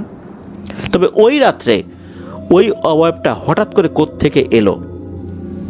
সে কি আসলে তাকে রক্ষা করার জন্য এসেছিল? ওই যে গাছের নিচে আম পড়েছিল, ওই আম তুললে কি সবরুদ্দিন কাকার বড় ধরনের কোনো ক্ষয়ক্ষতি হতো? এটা কিন্তু সবরুদ্দিন কাকা বুঝতে পারেননি। হয়তোবা ওই অবয়বটা তাকে উপকার করার জন্য এসেছিল। ওই অবয়বটা ভ্যানে ওঠার পর কিন্তু একবারের জন্য বলেননি যে সেই অবয়বটা কোথায় যাবে। সবরুদ্দিন কাকা নিজে থেকেই উনি ওনার গ্রামের দিকে যাত্রা শুরু করেছিলেন। এরপর তো নিমিষেই মিলিয়ে গেল ওই অবয়বটা। আর মাঝখানেও কিন্তু ওই ব্রিজের নিচে আম দেখতে পেয়েছিলেন। আসলে আমটা ফাঁদই ছিল। আল্লাহর রহমতে উনি এই ফাঁদে পড়েননি। হয়তোবা ওই আম কোড়াতে গেলে বা তুলে আনলে বড় ধরনের বিপদের মুখোমুখি উনি হতেন। আল্লাহর অশেষ রহমতে তার একটা সৃষ্টি এসে সবরুদ্দিন কাকাকে রক্ষা করেছিল। এটাই ছিল ঘটনা। ধন্যবাদ জানাচ্ছি মোহাম্মদ ইসলাম ভাইকে ওনার পাঠানো ঘটনার জন্য। প্রিয় লিসেনার, চলুন চলে যাব আমাদের এবারে থার্সডে নাইটের 189তম আয়োজনের পরবর্তী আরও একটি নতুন ঘটনায়।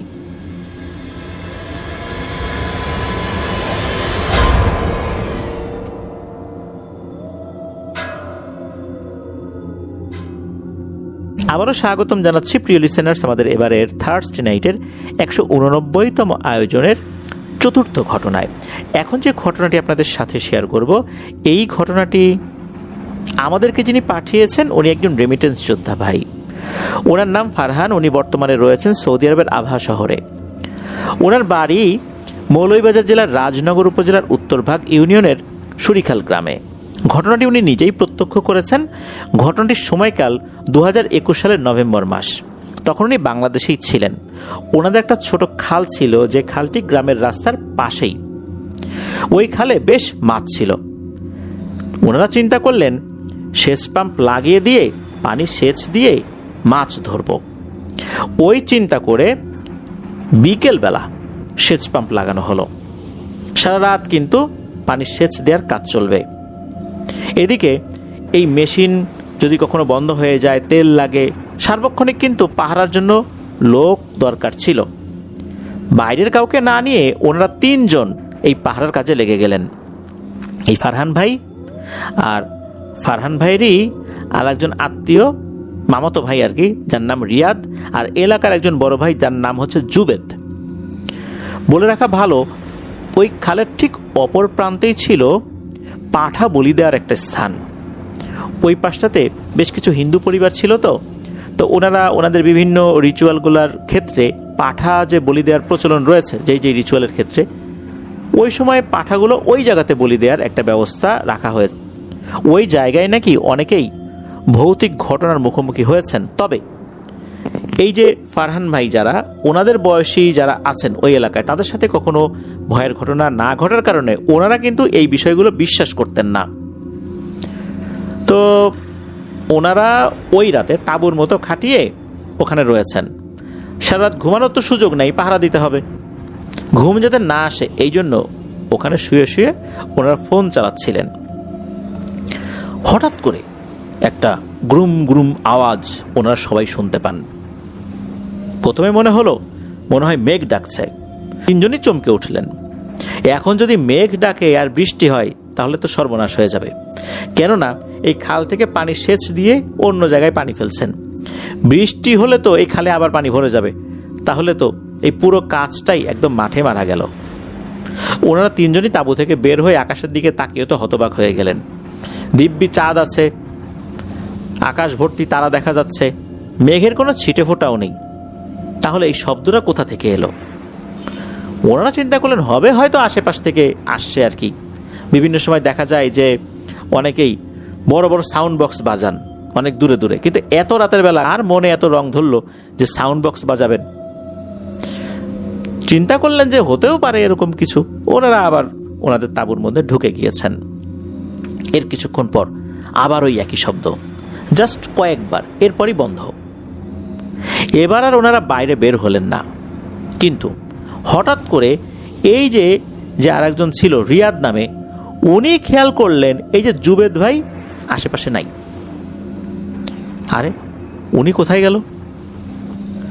তখন এই রিয়াদ মনে করেছে হয়তো জুবেদ ভাইয়ের প্রাকৃতিক ডাকের কোনো চাপ এসেছে, এই জন্য বাইরে গিয়েছে। কয়েক মিনিট চুপচাপ থাকার পর হঠাৎ করে এই রিয়াদের মনে কিন্তু একটা সন্দেহের উদ্রেক হলো যে জুবেদ ভাই না বলে চলে গেল, পাশাপাশি আছি, বিষয়টা কেমন না। এই চিন্তা করে এই যে যিনি রিয়াদ, উনি তাঁবু থেকে বাইরে বের হয়ে দেখেন এক অদ্ভুত দৃশ্য। ওই যেই খালটা, ওই খালের চতুর্দিকে কিন্তু সন্ধ্যার পর থেকেই মশালের মতো জ্বালিয়ে রাখা হয়েছিল। জুবেদ ভাই বাইরে বের হয়ে ওই মশালগুলো একে একে নিভিয়ে দিচ্ছেন, এক সাইড দিয়ে যাচ্ছেন, ওগুলো নিভিয়ে দিচ্ছেন। ঘটনাটা কি? এগুলো তো নিভিয়ে দেওয়ার কথা না, সে কেন এগুলো নিভিয়ে দিচ্ছে? আর ওদিকে যাওয়ার সে যে চিন্তা করলো, এই বিষয়টা তো তাদের কারোর সাথে শেয়ার করে নাই। তারা দুজনই তো জেগে আছে। কেন জুবেদ ভাই কাউকে কিছু না বলে হঠাৎ করে এরকম একটা উদ্ভট কাণ্ড শুরু করলেন? তখন রিয়াদ যে কাজটা করেছে, সে তাড়াতাড়ি করে ওই দিকটাতে যাওয়া শুরু করেছে এবং পেছন থেকে আবার লাইটার দিয়ে মশালগুলো জ্বালিয়ে দিচ্ছে।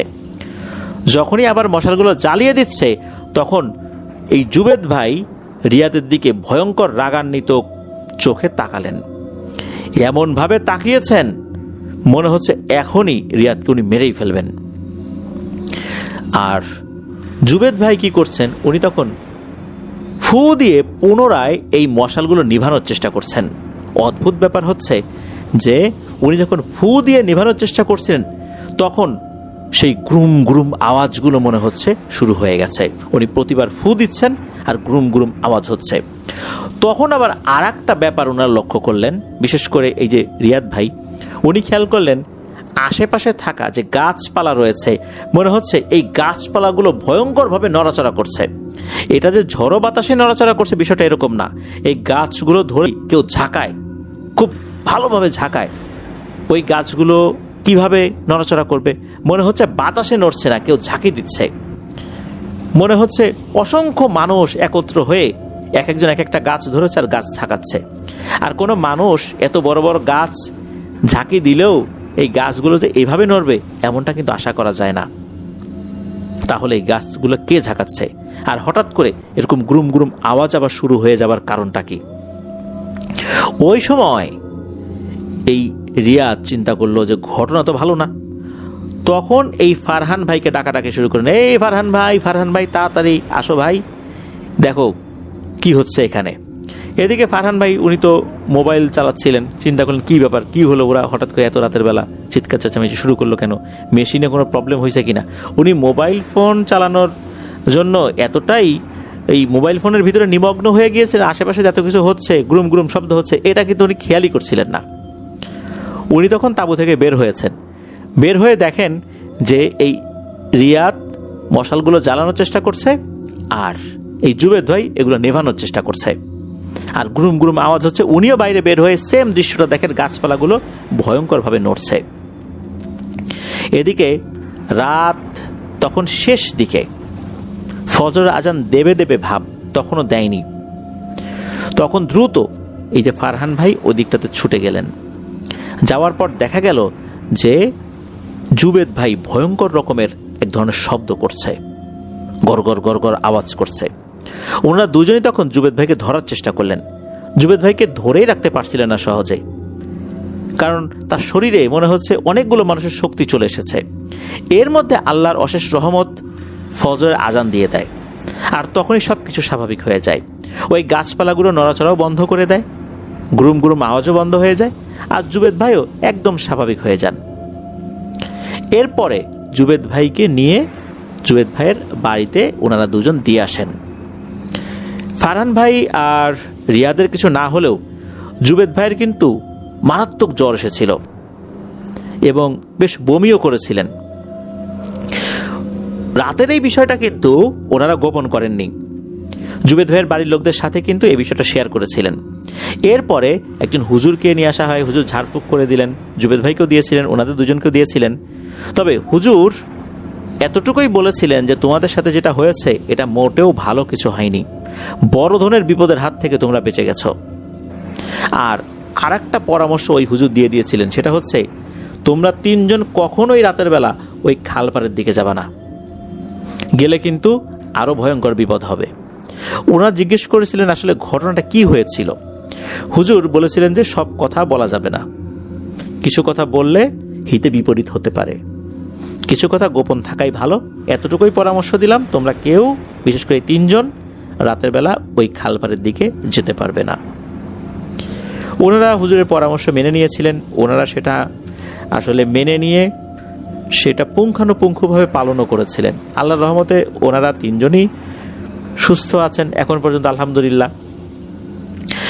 ফারহান ভাই উনি সেই খাল, তারপর যেখানে পাঠা বলি দেওয়া হতো সেই জায়গার ছবি আমাদেরকে পাঠাতে চেয়েছেন। উনি পাঠালে সেগুলো আমরা আমাদের পেজ এবং গ্রুপে ইনশাল্লাহ পোস্ট করব। প্রিয় লিসেনার্স, আসলে রাতের বেলা আমরা যখন কোনো জায়গায় থাকি, সেই জায়গাটা যদি খুব নির্জন হয়, খাল বিল, তারপর দেখা যাচ্ছে যে কবরস্থান, শ্মশান, মন্দির, এমন কোনো জায়গার আশেপাশে হয়, তখন কিন্তু আমরা ভয়ঙ্কর কিছু অভিজ্ঞতার মুখোমুখি হতে পারি। কবরস্থান বলি, শ্মশান বলি, যেটাই বলি, এই জায়গাগুলোতে কিন্তু জিনেদের আনাগোনা থাকে। কবরস্থানেও কিন্তু এক ধরনের জিনেদের আনাগোনা আছে, যেমনটা শ্মশানে রয়েছে, মন্দিরে রয়েছে, মসজিদেও কিন্তু ভালো জিনেদের আনাগোনা রয়েছে। তাই তাদের চলাচলের ক্ষেত্রে যদি বাধা সৃষ্টি করা হয় তাহলে কিন্তু তারা রাগান্বিত হবেই। যেহেতু চতুর্দিকে আগুন জ্বালিয়ে রাখা হয়েছিল, মশাল জ্বালিয়ে রাখা হয়েছিল, এই কারণে হয়তোবা ওই সময় চলাচলকারী কোনো শক্তিশালী জিনেদের অসুবিধা হয়েছে, যার কারণে তারা এই জুবেদ ভাইকে আকর্ষণ করে, তাকে নিয়ন্ত্রণ করে এই আগুনগুলো নিভিয়ে দিচ্ছিল। পরবর্তীতে এই যে আরেকজন, এই যে রিয়াদ, সে এসে যখন জ্বালাচ্ছিল তখনই ওরা ক্ষুব্ধ হয়ে হয়তোবা এমন আচরণ করেছিল। তবে আল্লাহর রহমতে সময়টা এমন ছিল যে ওনারা খুব বড় ধরনের অসুবিধার মুখোমুখি হন নাই, অল্পর উপর দিয়েই চলে গেছে, এটাই বলতে হবে। ধন্যবাদ জানাচ্ছি ফারহান ভাইকে আপনার পাঠানো ঘটনার জন্য। আশা করি আপনার কাছ থেকে আরও অনেক ঘটনা ইনশাল্লাহ আমরা ভবিষ্যতে পাবো। প্রিয় লিসেনার্স, চলে যাব আমাদের আজকের থার্সডে নাইটের 189তম আয়োজনের পরবর্তী আরও একটি নতুন ঘটনায়।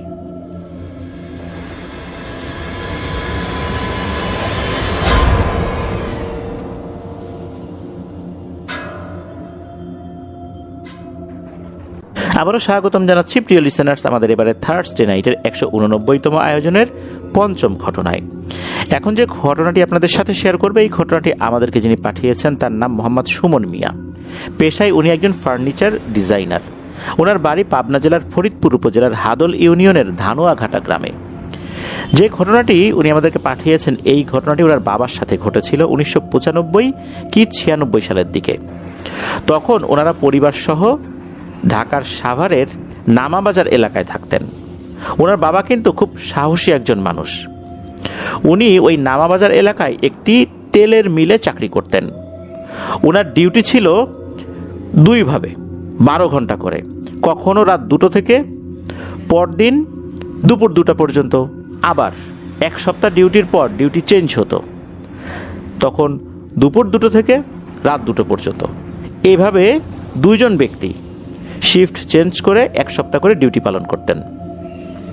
তো ঘটনাটা যেদিন ঘটে, অর্থাৎ শুরু হয়, তো একদিন রাত 2টোর দিকে উনি ডিউটি শেষ করে বাড়ির দিকে রওনা হয়েছেন। ওনার জায়গায় আরেকজন আবার চলে আসছে। তো ওনার ডিউটির স্থান থেকে বাড়ির দূরত্ব প্রায় 2 কিলোমিটার রাস্তা। এই রাস্তা দিয়ে বাড়িতে আসার সময় মাঝখানে একটা আশ্রম আছে হিন্দু সম্প্রদায়ের, যাকে সবাই আশ্রম নামেই অভিহিত করে, অর্থাৎ ওইটার নাম আশ্রম বলেই সবাই ডেকে থাকে। তো পূজার সময় ওখানে কিন্তু বিশাল মেলা হয়। এছাড়া রাস্তা দিয়ে যেতে হলে বাম সাইডে বিশাল একটা বটগাছ আর ডান সাইডে একটা মন্দির, আর রাস্তাটা হচ্ছে উত্তর দক্ষিণ লম্বা। আশ্রমটা পার হলে নদী থেকে যেমন শাখা বের হয়, এরকম শাখা আসলে বলা যাবে না, এটা ছোট্ট একটা খালের মতো, আবার ড্রেনও যে বলা যাবে তাও না, ড্রেন থেকে একটু বড়, খাল থেকে একটু ছোট, এরকম আর কি। এর উপর দিয়ে 15 থেকে 20 হাত চওড়া একটা সাঁকো তৈরি করা হয়েছে, বাঁশের সাঁকো আর কি। তো বাঁশের সাঁকোটা এমনভাবে তৈরি করা হয়েছে যে পাশাপাশি প্রায় 6-7টা বাঁশ, অর্থাৎ এটার উপর দিয়ে গরু ছাগলও কিন্তু অনায়াসে হেঁটে চলে যেতে পারবে, এমন একটা সাঁকো। তো উনি তো সবসময় এদিক দিয়ে আসা যাওয়া করেন, একদম চোখ বন্ধ করে সাঁকো পার হয়ে যেতে পারবেন, আসা যাওয়া করতে করতে এমন একটা ওনার অভ্যাস হয়ে গেছে। আর সাঁকো পার হওয়ার পর রাস্তা দিয়ে না যদি উনি যান, তাহলে ডান দিক দিয়ে গেলে পুরাতন একটা ধানের মিল আছে, সেখানে দিনের বেলায় ধান শুকানো ভাঙানো, অর্থাৎ চাতাল আমরা যেটাকে বলি আর কি, এরকম একটা চাতাল রয়েছে। আর ওই দিক দিয়ে গেলে কিছুটা সময় কম লাগে। আর চাতালটা পার হওয়ার পর ওই চাতালেরই একটা ওয়াশরুম রয়েছে, ওইটার পাশ দিয়ে মূলত আর একটা সাইডে উঠতে হয়, অর্থাৎ রাস্তায় উঠতে হয়, এতে পথটা অনেকটাই কমে যায়। তো উনি মাঝে মাঝে ওই দিকটা দিয়েই আসতেন। তো একদিন ডিউটি শেষ করে ডিউটি থেকে বের হওয়ার পর গুড়ি গুড়ি বৃষ্টি পড়ছিল। তখন এই সুমন ভাইয়ের বাবা চিন্তা করলেন, হেঁটে গেলে তো ভিজে যাব, তাই একটা দৌড় দেই। উনি ওই আশ্রমটা পাড়ি যখন দিয়েছেন, তখন ওই বাঁশের যে সাঁকোটা, এটা ওনার থেকে মোটামুটি 30-35 হাত দূরে রয়েছে। ওই সময় উনি দিয়েছেন এক দৌড়। বলে রাখা ভালো, ওই সাঁকোর আগে একটা বিদ্যুতের একটা খাম্বা ছিল। উনি যখন দৌড় দিয়েছেন, ধরাম করে কোনো কিছুর সাথে লেগেছে একটা ধাক্কা। উনি মনে করেছেন যে এই বিদ্যুতের যেই খাম্বা এটার সাথে ধাক্কা লেগেছে। পরে দেখলেন আরে বিদ্যুতের খাম্বা একদিক, উনি আর একদিক। ধাক্কাটা লাগলো কিসের সাথে? আর ধাক্কা যে লেগেছে বিদ্যুতের খাম্বার সাথে, এত জোরে ধাক্কা যদি লাগে তাহলে তো ওনার মাথা ফেটে যাওয়ার কথা, কিন্তু না, এমনটা মনে হচ্ছিল না। মনে হচ্ছিল কোনো একটা মানুষের সাথে ওনার ধাক্কা লেগেছে। কিন্তু মানুষ কোথায়? আশেপাশে তো কোনো মানুষ নাই। উনি তাকাচ্ছেন, উনি চিন্তা করলেন কেউ হয়তো ইচ্ছা করে ধাক্কা দিয়ে পালিয়ে গেছে, এমনটা উনি চিন্তা করেছেন। উনি চারদিকে তাকিয়ে বেশ রাগান্বিত কণ্ঠেই বলে উঠলেন যে, এই কোন ফাজিল রে, পথের মধ্যে এসে এরকম ধাক্কা দিলি রে, আয় সামনে আয়, পেলে হাড়গোড় ভেঙে দেব। যখনই এমনটা বলেছে তখনই একটা ভয়ঙ্কর কণ্ঠে বলে ওঠে, আজকের মতো বেঁচে গেলি রে, আজকে আমার একটা কাজ আছে, না হলে আজকেই তোর খবর করে ছাড়তাম। এই কথা শোনার পর এই সুমন ভাইয়ের বাবার মেজাজ আরো গরম হয়ে যায়। তখন উনি বিশ্রী ভাষায় কয়েকটা গালিগালাজও করে ওঠেন যে, বেটা সামনে আসতে পারবি না, আর দূর থেকে হুমকি দিস না, সামনে আয় বেটা। আসলে উনি মনে করেছিলেন কোনো দুষ্টু লোক ইচ্ছাকৃতভাবে ধাক্কা দিয়ে রাস্তার পাশে আড়াল হয়ে এরকম বৃষ্টির মধ্যে ওনার সাথে মশকরা করছেন। এই কারণেই মূলত ওনার মেজাজটা গরম হয়ে গেছে। আর দীর্ঘ একটা সময় উনি ডিউটি করেছেন, তেলের মিলে ডিউটি করতে গেলে সারাক্ষণ মেশিনের শব্দ তো কানের মধ্যে ঢুকতেই থাকে। টানা 12 ঘন্টা কেউ যদি এরকম শব্দের মধ্যে থাকে, স্বাভাবিকভাবেই ডিউটি শেষে মেজাজ মর্জি একটু গরমই থাকে। তারপর উনি তাড়াতাড়ি বাড়িতে যাবেন, গুড়ি গুড়ি বৃষ্টি হচ্ছে, এর মধ্যে কে যেন ধাক্কা দিয়েছে, আবার হুমকিও দেয়, মেজাজ তো খারাপ হওয়ারই কথা। তো উনি ওই অনুযায়ী সেরকম আচরণটা করেছিলেন। তো যাই হোক, উনি তো এরপরে বাড়িতে চলে আসেন। ওই রাতের মতো আর কোনো সমস্যা হয়নি।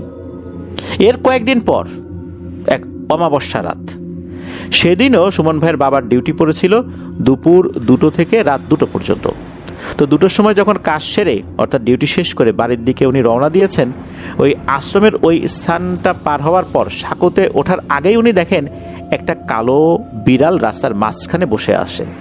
তো বসে আছে ভালো কথা, বিড়ালটা স্বাভাবিক বিড়ালের থেকেও বেশ অনেকটা বড়ই বলতে হবে। বিড়াল যখন আমরা দেখি তখন কিন্তু বিড়ালের মুখের ভিতরে যে চোখা দাঁতগুলো থাকে এগুলো কিন্তু মুখের ভেতরেই থাকে সাধারণত। উনি দেখেন বিড়ালের 4টা চোখা দাঁত মুখের বাইরে বেরিয়ে আছে, বেশ ভয়ঙ্করই লাগছে।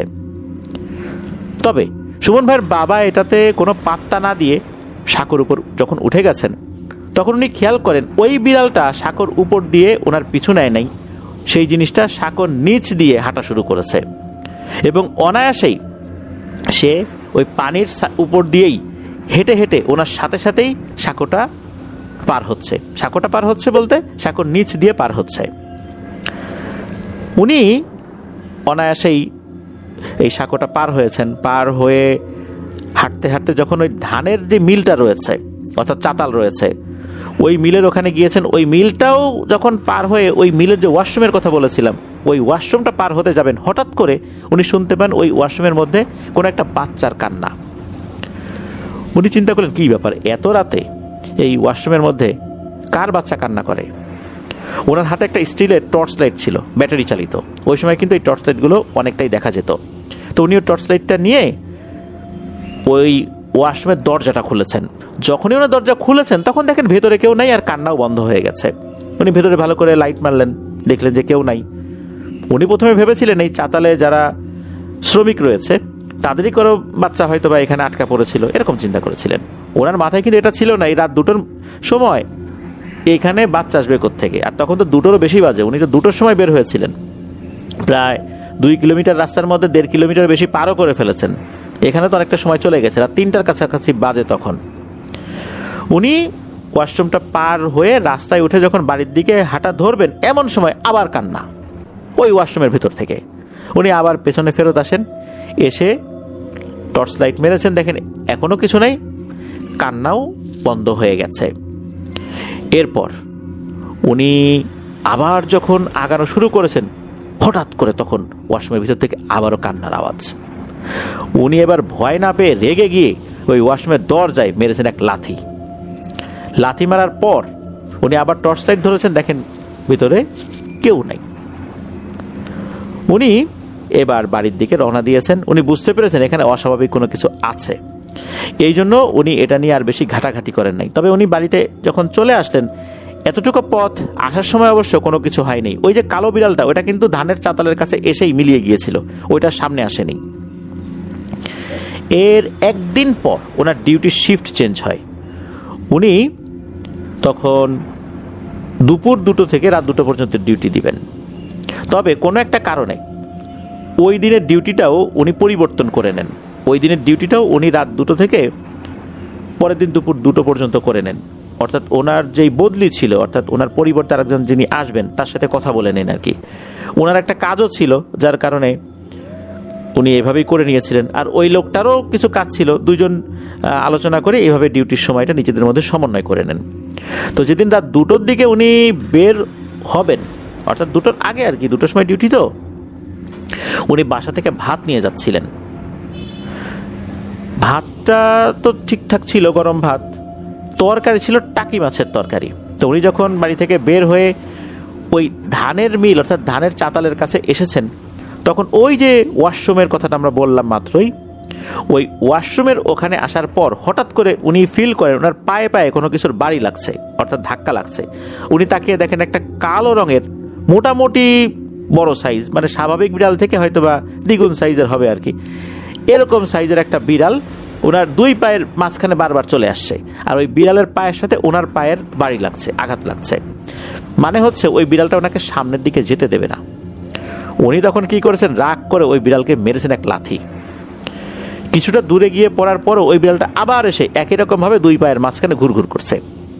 তখন ওনার বাবা চিন্তা করেন অশুভ কোনো কিছু কিনা। এই চিন্তা করে একটা সিগারেট জ্বালানোর জন্য যখন ম্যাচের যে বক্স ছিল, ওই সময় ম্যাচের বক্স ছিল, এখন যেরকম দেশলাই বেশি পাওয়া যায়, তখন কিন্তু এই ম্যাচের বক্সগুলো বেশি পাওয়া যেত। এখনও পাওয়া যায় ম্যাচের বক্স, তবে মানুষ এটা কম ব্যবহার করে আর কি। উনি ওনার ম্যাচের বক্স থেকে একটা কাঠি বের করে যখনই ঘর্ষণ দিয়ে আগুন জ্বালিয়েছেন, তখনই ওনার কাছে মনে হলো কেউ মনে হলো ফু দিয়ে নিভিয়ে দিল। আবারও উনি জ্বালালেন, আবারও একই ব্যাপার, কেউ মনে হচ্ছে ফু দিয়ে নিভিয়ে দিল। এরকম বারবার উনি চেষ্টা করছেন, বারবারই মনে হচ্ছে কোনো একটা দমকা হাওয়া এসে নিভিয়ে দিচ্ছে ওনার এই ম্যাচের কাঠি। অথচ আশেপাশে ওই রকম বাতাসের উপস্থিতি উনি টের পাচ্ছেন না, অথচ কাঠি নিভে যাচ্ছে। এরকম করতে করতে করতে করতে পুরো ম্যাচের বক্সের সব কাঠি উনি শেষ করে ফেলেছেন। একটা পর্যায়ে এসে উনি চিন্তা করলেন যে যেহেতু আগুন জ্বালাতে পারলাম না, তাহলে হাতের টর্চ লাইটটা জ্বালাই। উনি যখনই হাতের টর্চ লাইটটা জ্বালিয়েছেন, এই প্রথমবারের মতো টর্চ লাইটটাও নিভে যায়। এখন পুরো অন্ধকার হয়ে গেছে। উনি অন্ধকার দিয়েই হাঁটতে হাঁটতে সাঁকুতে উঠেছেন। যেহেতু খুবই পরিচিত পথ, চোখ বন্ধ করে হাঁটলে উনি সাঁকো পেয়ে যাবেন, এমন একটা অবস্থা। তখন নাকি হঠাৎ করে পেছন থেকে কেউ নাকি কণ্ঠে বলে ওঠে, এই ভাতগুলো দিয়ে যা। উনিও তো সাহসী মানুষ, উনি বলে ওঠেন, এখানে খাবি? তা আমার সাথে চল, তেলের মিলে চল, দুজন একসাথে বসে মিলেমিশে খাই। এই কথা বলার পর উনি ওনার কাজের জায়গায় চলে এসেছেন। এরপরে কিন্তু আর কোনো কথা হয়নি, পিছন থেকে গম্ভীর কণ্ঠে আর কোনো আওয়াজও আসেনি, উনি ঠিকঠাক মতো চলে আসছেন। উনি যখন কাজের জায়গায় চলে এসেছিলেন, তখন কিন্তু আরেকজন যে লোক, উনি কিন্তু চলে যাবেন আর সুমন ভাইয়ের বাবা ডিউটি পালন করবেন। ওই লোকটা খেয়াল করেন যে সুমন ভাইয়ের বাবার চোখ লাল হয়ে গেছে, শরীর থরথর করে কাঁপছে। ওই লোকটা বুঝতে পারলেন যে সুমন ভাইয়ের বাবার শরীর ভালো না। তখন উনি বললেন যে ভাই, আপনার শরীর তো ভালো মনে হচ্ছে না, কি ব্যাপার, আপনার কোনো সমস্যা হয়েছে? তখন সুমন ভাইয়ের বাবা বলছেন, কেমন যেন লাগছে শরীরটা, আসলে ভালো লাগতেছে না, হঠাৎ করে এমনটা মনে হচ্ছে, ঠিকঠাকই তো ছিলাম। তখন ওই লোকটা বলছেন, আচ্ছা ভাই, আপনি একটা কাজ করেন, আপনার ডিউটি করতে হবে না, আমি আজকে প্রয়োজনে ডাবল ডিউটি করে দিচ্ছি, আপনারটা আমি করে দিচ্ছি, আপনি এই পাশে বিশ্রাম করেন। তো ওখানে কিছু বস্তা ছিল, মূলত ওই মিলটা ছিল হচ্ছে সরিষার তেল ভাঙানোর মিল। সরিষার তেল ভাঙানোর সময় যে খৈল হয়, ওই খৈলগুলো বিভিন্ন বস্তায় ভরে রাখা হয়। ওরকম একটা বস্তার উপর উনি শুয়ে পড়েন। এরপর উনি বিশ্রাম নিতে থাকেন। এরপর কি হয়েছে ওনার মনে নাই। সকালবেলা তেলের মিল থেকে বাড়িতে খবর আসে যে সুমন ভাইয়ের বাবা অসুস্থ। তখন সুমন ভাইয়ের দাদি এবং সুমন ভাইয়ের চাচারা গিয়ে সুমন ভাইয়ের বাবাকে নিয়ে আসেন বাড়িতে। আসার পর তো ওনার অবস্থা এতটাই খারাপ, বিছানা থেকেও উনি উঠতে পারেন না। সারাদিন উনি বিছানায় শুয়ে থাকেন, কিন্তু সন্ধ্যা লাগার সাথে সাথে ঘর থেকে দৌড়ে বের হয়ে চলে যান সেই আশ্রমের খালের দিকে। তখন আবার বাড়ির লোকজন অর্থাৎ সুমন ভাইয়ের দাদি, চাচা, ফুপু যারা আছেন তারা দৌড়ে গিয়ে ওনাকে ধরে নিয়ে আসেন। এইভাবে কিন্তু চলে যায় 7-8 দিনের মতো, কোনোভাবেই কোনো কিছু হচ্ছিল না। ওনার সাথে যে এই ঘটনাগুলো ঘটেছে এটা তো উনি আগে কাউকে বলেনও নাই, এই জন্য ওনারাও বুঝতে পারছিলেন না আসলে ঘটনাটা কি। 7-8 দিন পর সমস্যা আরও বেড়ে গেল। রাতের বেলা উনি চিৎকার করে বলে উঠতেন, এই টিনের চালের উপরে দেখ কি যেন আছে, ভয়ঙ্কর কি যেন আছে, আমারে নিতে আসছে রে। আবার উনি বলে উঠতেন, এই সব মাছ খেয়ে নিল রে, সব মাছ খেয়ে নিল। আবার উনি বলে উঠতেন, এই আমাকে মেরে ফেললো রে, আমাকে মেরে ফেললো, আমাকে বাঁচা। তো এরকমভাবে উনি চিৎকার করতেন। যখন এই সমস্যা শুরু হলো তখন তো বাড়ির লোকজন বুঝতে পারছেন ঘটনাটা কি হয়েছে। এদিকে উনাকে জিজ্ঞেস করলে উনি কিছুই বলতে পারেন না। এর মধ্যে পরিবারের সদস্যরা কবিরাজ খুঁজতে শুরু করেছেন, কোনো ভালো কবিরাজ পাওয়া যাচ্ছে না। সব মিলে প্রায় 16 দিন পর একজন ফকির আসে ওই বাড়িতে ভিক্ষা নেবার জন্য। ওনাদের খোঁজাখুঁজিতে কোনো কাজ হয় নাই, একজন ফকির আসছে ভিক্ষা নিতে। ভিক্ষা নিতে যখন আসছে, আসার পরই এই যে সুমন ভাইয়ের দাদিকে বলছে যে, মারে তোর বাড়িতে এখন ভিক্ষা নেব না, তোর ছেলের অবস্থা তো খুবই খারাপ। এই কথা বলতে বলতে আবার সুমন ভাইয়ের মাও চলে আসছেন। তখন সুমন ভাইয়ের মাকেও বলেন, তোর স্বামীর অবস্থা তো ভালো না, আর মাত্র কয়েকদিন আছে, এরপরেই তো ওর জীবনটা শেষ হয়ে যাবে রে, অনেক দেরি হয়ে গেছে। এই কথা শোনার সাথে সাথে সুমন ভাইয়ের মা এবং দাদি চিৎকার করে ওঠেন যে, আপনি কি বলেন এগুলা? তখন ওই ফকির বলছেন যে, তোদের চিন্তার কোনো কারণ নাই, আল্লাহ আমাকে পাঠাই দিয়েছেন, আমি ইনশাল্লাহ চেষ্টা করব সর্বোচ্চ। তখন ওই সময় ওই ফকির বলেন, এই যে সুমন ভাইয়ের দাদিকে বলেছেন আর কি, যে তুই এখন যা, তুই গিয়ে একটা জবা ফুল গাছ থেকে 3টা জবা ফুল নিয়ে আসবি, এক নিঃশ্বাসে 3টা জবা ফুল পারবি। আর আসার সময় এই দিনের বেলাতেই কিন্তু কিছু সমস্যা হতে পারে, কিন্তু ভয় পাওয়া যাবে না, তুই মা যেহেতু তোকে এই কাজটা করতে হবে। তখন সুমন ভাইয়ের দাদি উনি একটা জায়গা চিনতেন বাড়ির কাছাকাছি, সেখানে জবা ফুল ছিল, অর্থাৎ ভালো একটা সুন্দর জবা ফুলের গাছ ছিল, জবা ফুলও ধরেছিল। উনি দ্রুত সেখানে চলে যান, এক নিঃশ্বাসে 3টা জবা ফুল পারেন। কিন্তু সমস্যা হয় হচ্ছে বাড়িতে ফেরত আসার সময় এই দিনের বেলাতে কোত্থেকে একটা কুকুর এসে ওনাকে তাড়া করতে থাকে। এই কুকুরের তাড়া খেয়ে ওনার পা একটা গর্তের মধ্যে পড়ে পাটা মচকে যায়, যদিও বা ভাঙেনি, তবে মারাত্মক ব্যথা পেয়েছিলেন।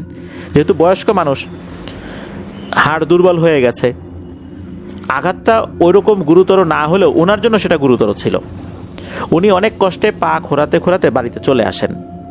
তখন ওই ফকির বলেন যে, মারে তুই যেভাবে আসছিস, যদি ওই কুকুরটা তোকে একবার ভালো করে ধরতে পারতো আর ওই কুকুরটার ভয়ে তুই যদি দাঁড়িয়ে যেতি, তাহলে সর্বনাশ হয়ে যেত, তোকে ওখানেই মেরে ফেলতো এই দিনের বেলাতেই। তখন চিকিৎসা শুরু হয়ে গেল। ওই ফকির কি করলেন, ওই যে জবা ফুল যেগুলো 3টা, এই 3টা জবা ফুল উনি কি যেন একটা পড়লেন, পড়ার পর সুমন ভাইয়ের বাবার নাকের কাছে দিলেন শোকার জন্য। একটার পর একটা ওনার নাকের কাছে ধরা হলো, সুমন ভাইয়ের বাবাও ঘ্রাণ নিলেন। এর পরপরই দেখা গেল উনি 10 থেকে 15 সেকেন্ডের মধ্যে শোয়া থেকে উঠে দাঁড়িয়ে গেলেন, দিব্যি হাঁটাচলা করছেন। সবাই তো অবাক যে এরকম একটা অসুস্থ মানুষ এখন দিব্যি স্বাভাবিক হয়ে গেছে। তখন ওই ফকির বলছেন যে, তোমাদের আনন্দিত হওয়ার কিছুই নাই, সমস্যা এখনো বাকি আছে, এটা অর্ধেক হয়েছে মাত্র, এখন আর একটা কাজ আছে, দ্রুত ধারালো একটা দা বা বটি নিয়ে আসো, একটা কলা গাছ 1 কোপে কেটে ফেলতে হবে। যদি 1 কোপে কাটতে না পারে তবে কিন্তু এই ছেলেটা এখানেই মারা যাবে, 2-3 দিনও আর বাঁচবে না। আর যদি কাটতে পারে আল্লাহর রহমতে বেঁচে যাবে। ওর উপর ভয়ঙ্কর এক মরণ বান মারা হয়েছে। এতটুকু বলার পরই উনি বলেন যে, দ্রুত নিয়ে আসার সময় খুব কম। তাড়াতাড়ি করে বাড়ি থেকে একটা ধারালো দা নিয়ে আসা হয়। এরপর উনি নিজে একটা কলা গাছ সিলেক্ট করেন, এই কলা গাছটা কাটতে হবে কিন্তু সুমন ভাইয়ের বাবাকে। এদিকে টানা এতদিন অসুস্থ থাকার পর ওনার শরীরের শক্তি তো অনেকটাই কমে গিয়েছে, তারপরও উনি আল্লাহর নাম নিয়ে শরীরের সমস্ত শক্তি সঞ্চয় করে এই ধারালো দা দিয়ে একটা কলা গাছে মেরেছেন 1 কোপ। 1 কোপে ওই কলা গাছটা দ্বিখণ্ডিত হয়ে মাটিতে পড়ে যায়, কোনো আঁশও লেগেছিল না। উনি বলেছিলেন যদি আঁশও লেগে থাকে তাহলে কিন্তু বিপদ।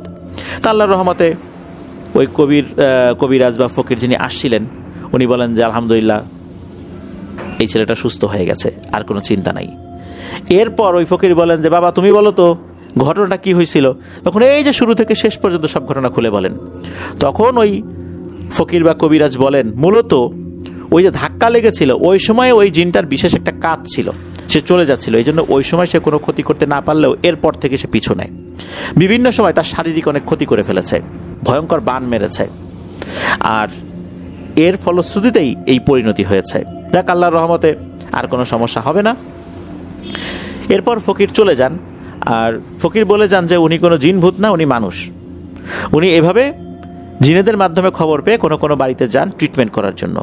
এরপর উনি ওখান থেকে চলে গিয়েছিলেন। পরবর্তীতে ওনার সাক্ষাৎ সেভাবে আর পাওয়া যায়নি, বা কেউ ওনাকে দেখেছে এটাও জানা যায়নি। কোত্থেকে আসলেন, কোথা থেকে চলে গেলেন এটা জানা যায়নি। তবে ওই যে জিনটা ছিল সে মূলত ছিল ওই যে আশ্রম, ওই আশ্রমেরই একটা জিন, সে হিন্দু জিন ছিল।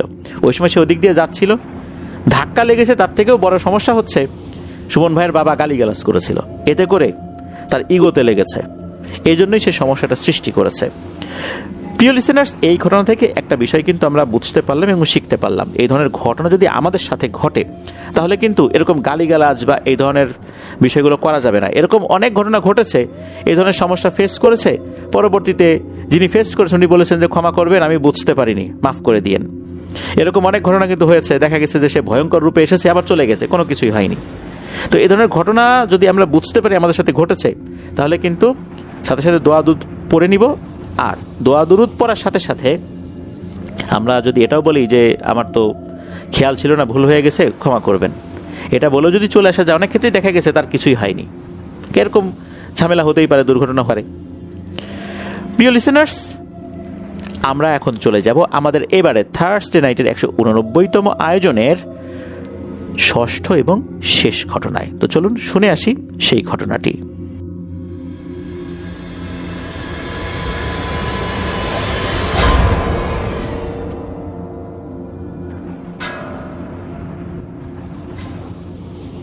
প্রিয় লিসেনার্স, ফিরে এলাম আমরা আমাদের এবারের থার্সডে নাইটের 189তম আয়োজনের ষষ্ঠ এবং শেষ ঘটনায়। এখন যে ঘটনাটি আপনাদের সাথে শেয়ার করব, এই ঘটনাটি বেশ শিক্ষণীয়। কেন বলছি? ঘটনাটি পুরোপুরি শোনার পর আপনারা ইনশাল্লাহ অনুধাবন করতে সক্ষম হবেন। ঘটনাটি আমাদেরকে যিনি পাঠিয়েছেন ওনার নাম মোহাম্মদ জাহিদ হাসান রাসেল। উনি বর্তমানে গাজীপুর সদরের ভবানীপুর নামক স্থানে রয়েছেন। উনি একটি পোশাক কারখানার কোয়ালিটি ডিপার্টমেন্টে কর্মরত রয়েছেন। ওনার দেশের বাড়ি দিনাজপুর জেলার ঘোড়াঘাট উপজেলার 3 নং সিংড়া ইউনিয়নের ভেলামারি নামক গ্রামে। ঘটনাটি 1993 থেকে 95 সালের মধ্যে ঘটে যাওয়া। ঘটনাটি ওনার ফুপুর সাথে ঘটেছিল। ঘটনাটি যেখানে ঘটেছে সেখানকার একটু বর্ণনা না দিলেই নয়।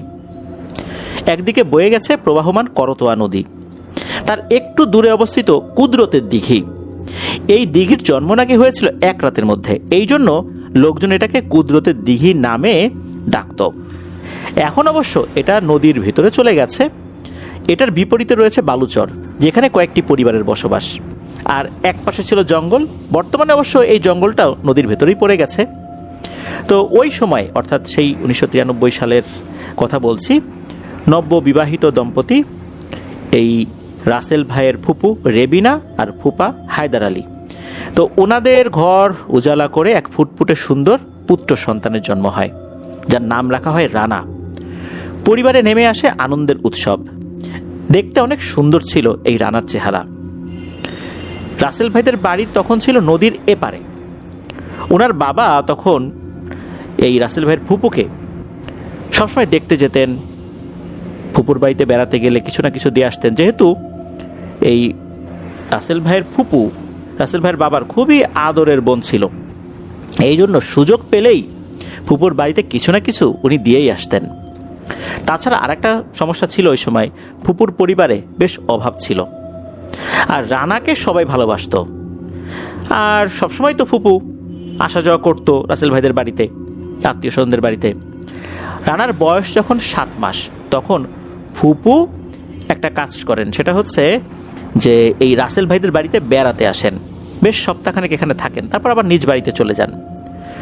চলে যাওয়ার সময় দেখা যাচ্ছে রানার চেহারা মাশাআল্লাহ অনেক সুন্দর। এর মধ্যে কিন্তু কোনো সমস্যা হয়নি। সমস্যা শুরু হয় উনি বাড়িতে যাবার পর। এই ফুপুর শাশুড়ি, উনি একদিন একটি স্বপ্ন দেখেন। স্বপ্নে একটি লোক তাকে বলছে, তোর কাছে একটা জিনিস চাইবো, তুই যদি দিয়ে দিস তাহলে তোকে অনেক টাকা দেব। স্বপ্নে তাকে নাকি টাকার একটা ড্যাগ বা পাতিল দেখানো হয়, এর মধ্যে স্বর্ণের চকচকে কয়েনগুলো দেখা যাচ্ছে। তখন ওই অবয়বটা নাকি বলে, তোকে এই টাকাগুলো দিয়ে দিব, তুই এর বিনিময়ে রানাকে আমাকে দিয়ে দিবি। টাকার লোভ আসলে এমন একটা জিনিস, এটা খুবই ভয়ঙ্কর জিনিস। রানার দাদি 7-5 না ভেবে স্বপ্নে দেখা ওই অবয়বটাকে বলে দেয়, হ্যাঁ আমি রাজি। এইটা ছিল ভয়ঙ্কর এক পিশাচ। এই পিশাচটা দাদিকে শিখিয়ে দেয় কোথায় কিভাবে কি কাজ করতে হবে, তাহলে ওই অবয়বটা রানাকে নিয়ে যেতে পারবে। দাদি একথা শোনেন স্বপ্নের মধ্যেই। ওই সময়ে বন্যা হয়েছিল ওই এলাকায়। তো ফুপু রানাকে দাদির কাছে রেখে কাপড় কাচতে নদীতে গিয়েছেন। বেলা তখন ঠিক দুপুর বেলা। দাদি তখন ওই পিশাচের শিখিয়ে দেয়া সেই পদ্ধতি অনুসরণ করতে থাকেন। তবে উনি ভাবছেন যে কিভাবে কি কাজ করব, কেউ যদি দেখে ফেলে, লোকজন যদি কোনো প্রশ্ন করে, কি করব, এটা নিয়ে উনি কিছুক্ষণ দ্বিধাদ্বন্দ্বে ভুগতে থাকেন। একটা পরে সিদ্ধান্ত নিয়েই ফেলেন যে কাজটা করবই। দাদি চতুর্দিকে ভালো করে চেয়ে দেখেন যে আশেপাশে কেউ আছে কিনা। এরপর উনি দোলনায় শুইয়ে রাখা রানাকে আস্তে করে কোলে তুলে নেন। এরপর ওই যে পিশাচটা শিখিয়ে দিয়েছিল যেভাবে, ঠিক ওইভাবে কাজ করতে থাকেন। সে কি করে, প্রথমে একটা কুলার উপরে রানাকে শুইয়ে দেয়। পুপুর ঘরের একদিকে একটা মাচা ছিল, রানাকে কুলার মধ্যে শুইয়ে দেওয়া হয়, আর ওই মাচার নিচে নরম স্যাঁতসেঁতে জায়গায় কিছুক্ষণের জন্য রেখে দেয় দাদি। এটা ছিল প্রথম কাজ। কিন্তু একটা সমস্যা হয়, একজন ফুপু উনি আবার ওই দিকটা দিয়ে বাড়িতে যাচ্ছিলেন। তো উনি যখন এটা দেখেছেন, উনি এই বিষয়টা খেয়াল করেছেন। ওনার মনে একটা সন্দেহ লাগে যে কি ব্যাপার, ঘটনাটা কি, রানার দাদি কি করে। ওনার মনে একটু সন্দেহ জাগে। বিরক্তির সাথে জিজ্ঞেস করেন যে আপনি কি করেন, এতটুকু বাচ্চাকে মাচার নিচে রাখছেন কেন, যদি ওর গায়ের উপর কিছু পড়ে, আর কুলার উপর কেন রাখছেন এই ভেজা স্যাঁতসেঁতে জায়গায়। তো ওনার তো বেশ রাগ উঠেছে যে এত সুন্দর একটা বাচ্চাকে এইভাবে মাচার নিচে অন্ধকারের ভিতরে শুয়ে রেখেছে। আর উপর থেকে কিছু পড়া বলতে উনি কিন্তু পোকামাকড়ের কথা বুঝিয়েছেন। উনি তো আর জানেন না যে আসলে ঘটনাটা কি। এ কথা শোনার পর দাদি কি করেছেন, রানাকে সেখান থেকে বের করেছেন। ওই যে যিনি দেখলেন, ওনার মনের মধ্যে কিন্তু একটু খটকা রয়েই যায় যে ঘটনা নাকি, এইখানে রাখছে কেন। তবে এই খটকাটা ওনার মনের মধ্যেই ছিল, উনি এটা এক সময় ভুলেও যান। কিছুক্ষণ পরে ফুপু কাপড় কাচা শেষ করে বাসায় চলে আসেন, এসে রানাকে কোলে নেন। এরপর কেটে যায় 2 দিন কোনো সমস্যা ছাড়াই। 3 দিনের দিন ফুপু খেয়াল করেন যে রানার চোখের নিচে কালো দাগ পড়ে গেছে, আর রানার জ্বরও চলে এসছে। প্রথমে স্বাভাবিকভাবে তারা ট্রিটমেন্ট দিয়েছে, স্বাভাবিক কোনো কিছুই মনে করেছে, চিকিৎসা করা হয়, কিন্তু কিছুতেই জ্বর কমে না। দিন দিন বেড়েই চলেছে অসুস্থতা। তার সাথে ফুপু লক্ষ্য করেন হাসি খুশি থাকা ছেলেটা কেমন যেন নিস্তেজ হয়ে যাচ্ছে, আর উপরের দিকে এক দৃষ্টিতে তাকিয়ে থাকে, মনে হচ্ছে কোনো কিছু দেখছে, মাঝে মাঝে ভয়ও পাচ্ছে। কিন্তু ও তো ছোট মানুষ, ও তো আর বলতে পারছে না, এতটুকু বাচ্চা। এইভাবে দিনের পর দিন চলতে থাকে। রানার সুস্থ হওয়ার কোনো লক্ষণই দেখা যায় না। ধীরে ধীরে চোখের নিচের কালো দাগ আরও বড় হতে থাকে। কুলায় ওঠানোর ঘটনার 1 মাস পর রানা কোনো এক সন্ধ্যায় পৃথিবীর মায়া ত্যাগ করে চলে যায় না ফেরার দেশে। কান্নার রোল পড়ে যায় পুরো বাড়িতে। এত সুন্দর একটা বাচ্চার মৃত্যু কেউই মেনে নিতে পারছিল না। ঠিক ওই মুহূর্তে ওই যেই মহিলা যিনি দেখেছিলেন আরেকজন দাদি, উনি এসে দেখে রানার এই অবস্থা। তখন উনি ভীষণ রাগারাগি করেন দাদির উপরে যে এই মহিলা তার নাতিটারে কি একটা কাজ করলো, নিশ্চয়ই ওই কারণে অসুস্থ হয়েছে। এরপর দাদি বুঝতে পারেন উনি আসলে কি ভুলটা করেছেন। তার লোভের জন্য বলি হতে হলো এক নিষ্পাপ শিশুকে। এই ঘটনাটি মূলত ওই যে যিনি দেখেছিলেন তার মনে আরো বেশি সন্দেহ সৃষ্টি করেছিল, যেহেতু রানা মারা গেল আর উনি ওই সময় দেখেছিলেন। কেন এমনটা হলো?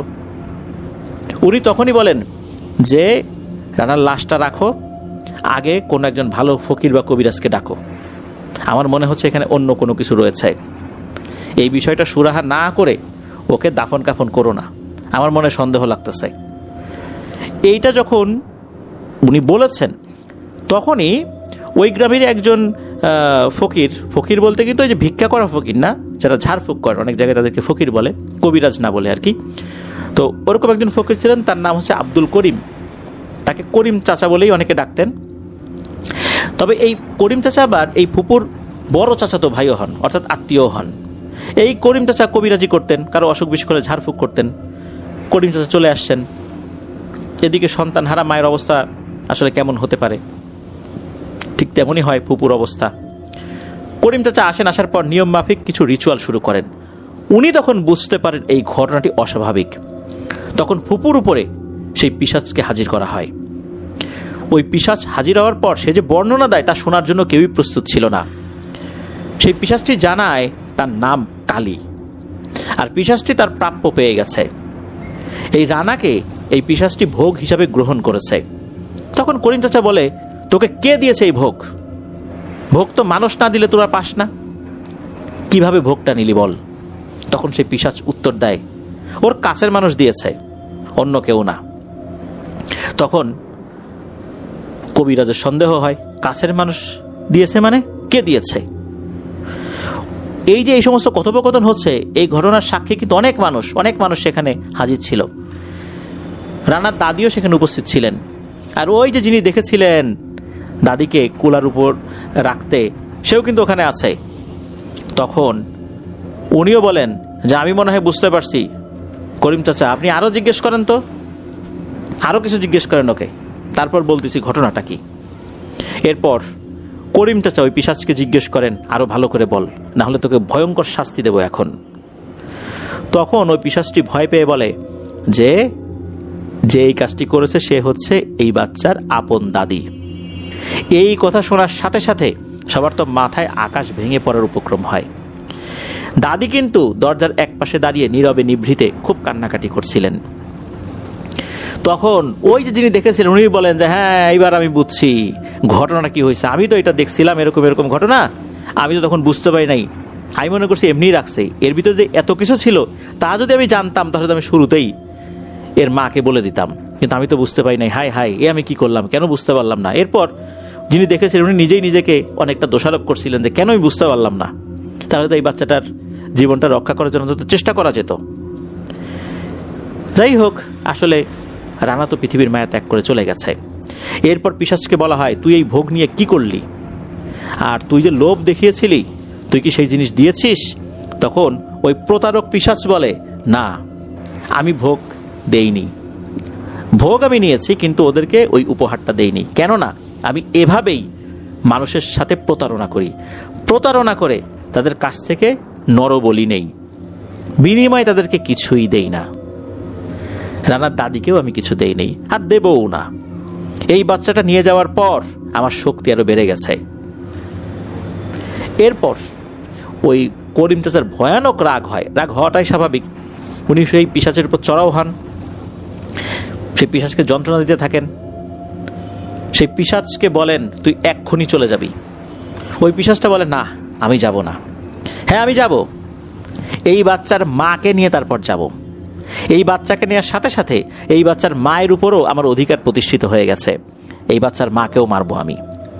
এই কথা শোনার সাথে সাথে করিম চাচা এমন রাগান্বিত হয়েছিলেন যে ওই পিশাচকে ওখানেই মেরে ফেলবেন। তবে উনি কিছু একটা চিন্তা করে মারলেন না, ওই পিশাচকে তার মতো করে রুকিয়া করে ভয়ঙ্কর যন্ত্রণা দিতে থাকলেন এবং ওয়াদা করালেন সে আর কখনোই এখানে আসবে না। তবে সেই পিশাচটি একটা কথা বলে চলে যায়। সে রাজি হয় চলে যেতে, তবে একটা কথা বলে যায় যে হ্যাঁ, আমি আসবো না, তবে আমার কিছু প্রভাব কিন্তু এদের উপর থাকবেই, আমি যদি নাও আসি। কারণ এই রানাকে বলি হিসাবে নেবার পর এর পরিবারের উপর আমার অন্য ধরনের একটা বিষয় তৈরি হয়ে গেছে, আমি চলে গেলেও এর প্রভাব সেখানে থাকবেই। এরপর নাকি ওই পিশাচটা ওখান থেকে চলে যায়। পরিবারের আর কোনো সদস্যদেরকে সরাসরি ক্ষতি করবে না, এই শর্তেই তাকে ছেড়ে দেওয়া হয়। পরবর্তীতে দেখা যায় যে ফুপুও অসুস্থ হয়ে গিয়েছিলেন, উনিও ধীরে ধীরে সুস্থ হয়ে ওঠেন। কারণ রানার মৃত্যুর পর উনিও বেশ কিছুটা অসুস্থ হয়ে গিয়েছিলেন। রানার মৃত্যুর আগে থেকেই উনি আস্তে আস্তে অসুস্থ হতে থাকেন, তবে এই অসুস্থতার কারণটা কেউ ধরতে পারেনি, এটা স্বাভাবিকভাবে অনেকে মনে করেছে। তো ফুপু উনি তো তার সন্তানকে হারালেন, আর দাদি উনি লোভে পড়ে যে কাজটি করলেন সারাটা জীবন উনি এটা নিয়ে আফসোস করেছেন, কি কাজটা উনি করলেন। তবে পরবর্তীতে যেটা হয় সেটা হচ্ছে ফুপুর কিন্তু আরও 3 সন্তান জন্মগ্রহণ করে। পরবর্তীতে 2টা মেয়ের জন্ম হয়, একটা মেয়ে মারা গিয়েছিল অসুখ হয়ে। 2008 সালে একটি ছেলে জন্ম হয়, বর্তমানে তার বয়স 17 বছর। কিন্তু তার বয়স বাড়লেও শারীরিকভাবে 6 বছরের বাচ্চার উচ্চতা যতটুকু তার উচ্চতার ততটুকু। ঘটনাটা এ পর্যন্তই। প্রিয় লিসেনার্স, একবার ভাবুন কি ভয়ঙ্কর একটা ব্যাপার, কিভাবে ধূর্ত প্রতারক জিনেরা মানুষকে প্রতারণা করতে থাকে। দাদির সাথে প্রতারণা করেছিল, দাদুকে লোভ দেখিয়েছিল, দাদু সেই লোভে পড়ে গিয়েছিলেন, আর এতেই হয়ে গেল বিপত্তি। একটা ছোট্ট শিশু, ফুটফুটে শিশু রানাকে মরতে হলো। রানার ভাগ্য আল্লাহ তাআলা হয়তো এভাবেই লিখে রেখেছিলেন, এই জন্যই তাকে মরতে হয়েছে। কিন্তু অনেক সময় মানুষ তার নিজের ভুলে ভাগ্যের বিপর্যয় ঘটায়, যেমনটা হয়েছিল এই দাদির বেলায়।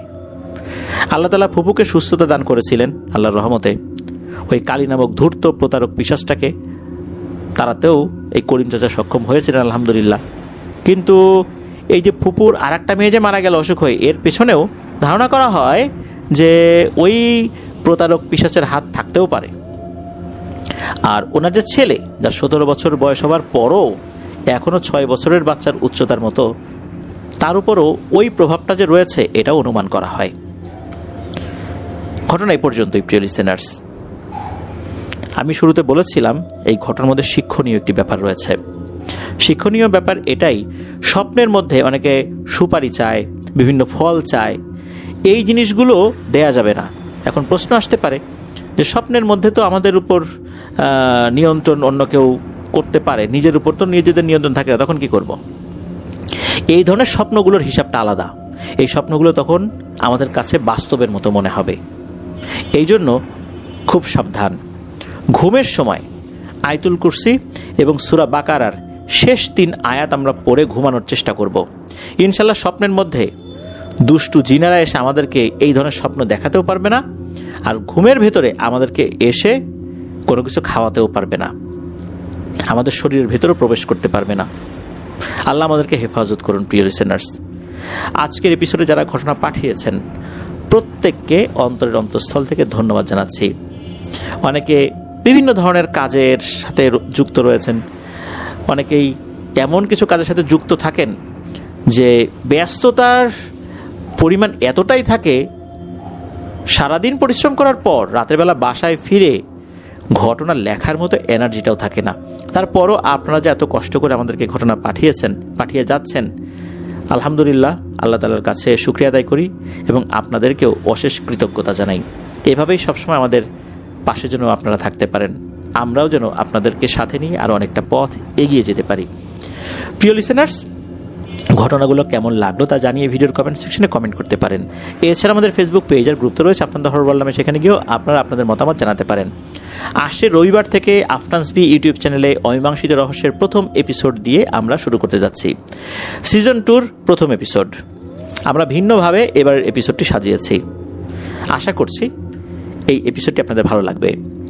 এই ভিডিওর ডেসক্রিপশনে একদম উপরের দিকে আফনানস বি ইউটিউব চ্যানেলের লিঙ্ক দেওয়া রয়েছে, সেখানে ক্লিক করলেই আপনারা আমাদের ওই চ্যানেলে চলে যেতে পারবেন। সেখানেও সাবস্ক্রাইব করার অনুরোধ করছি।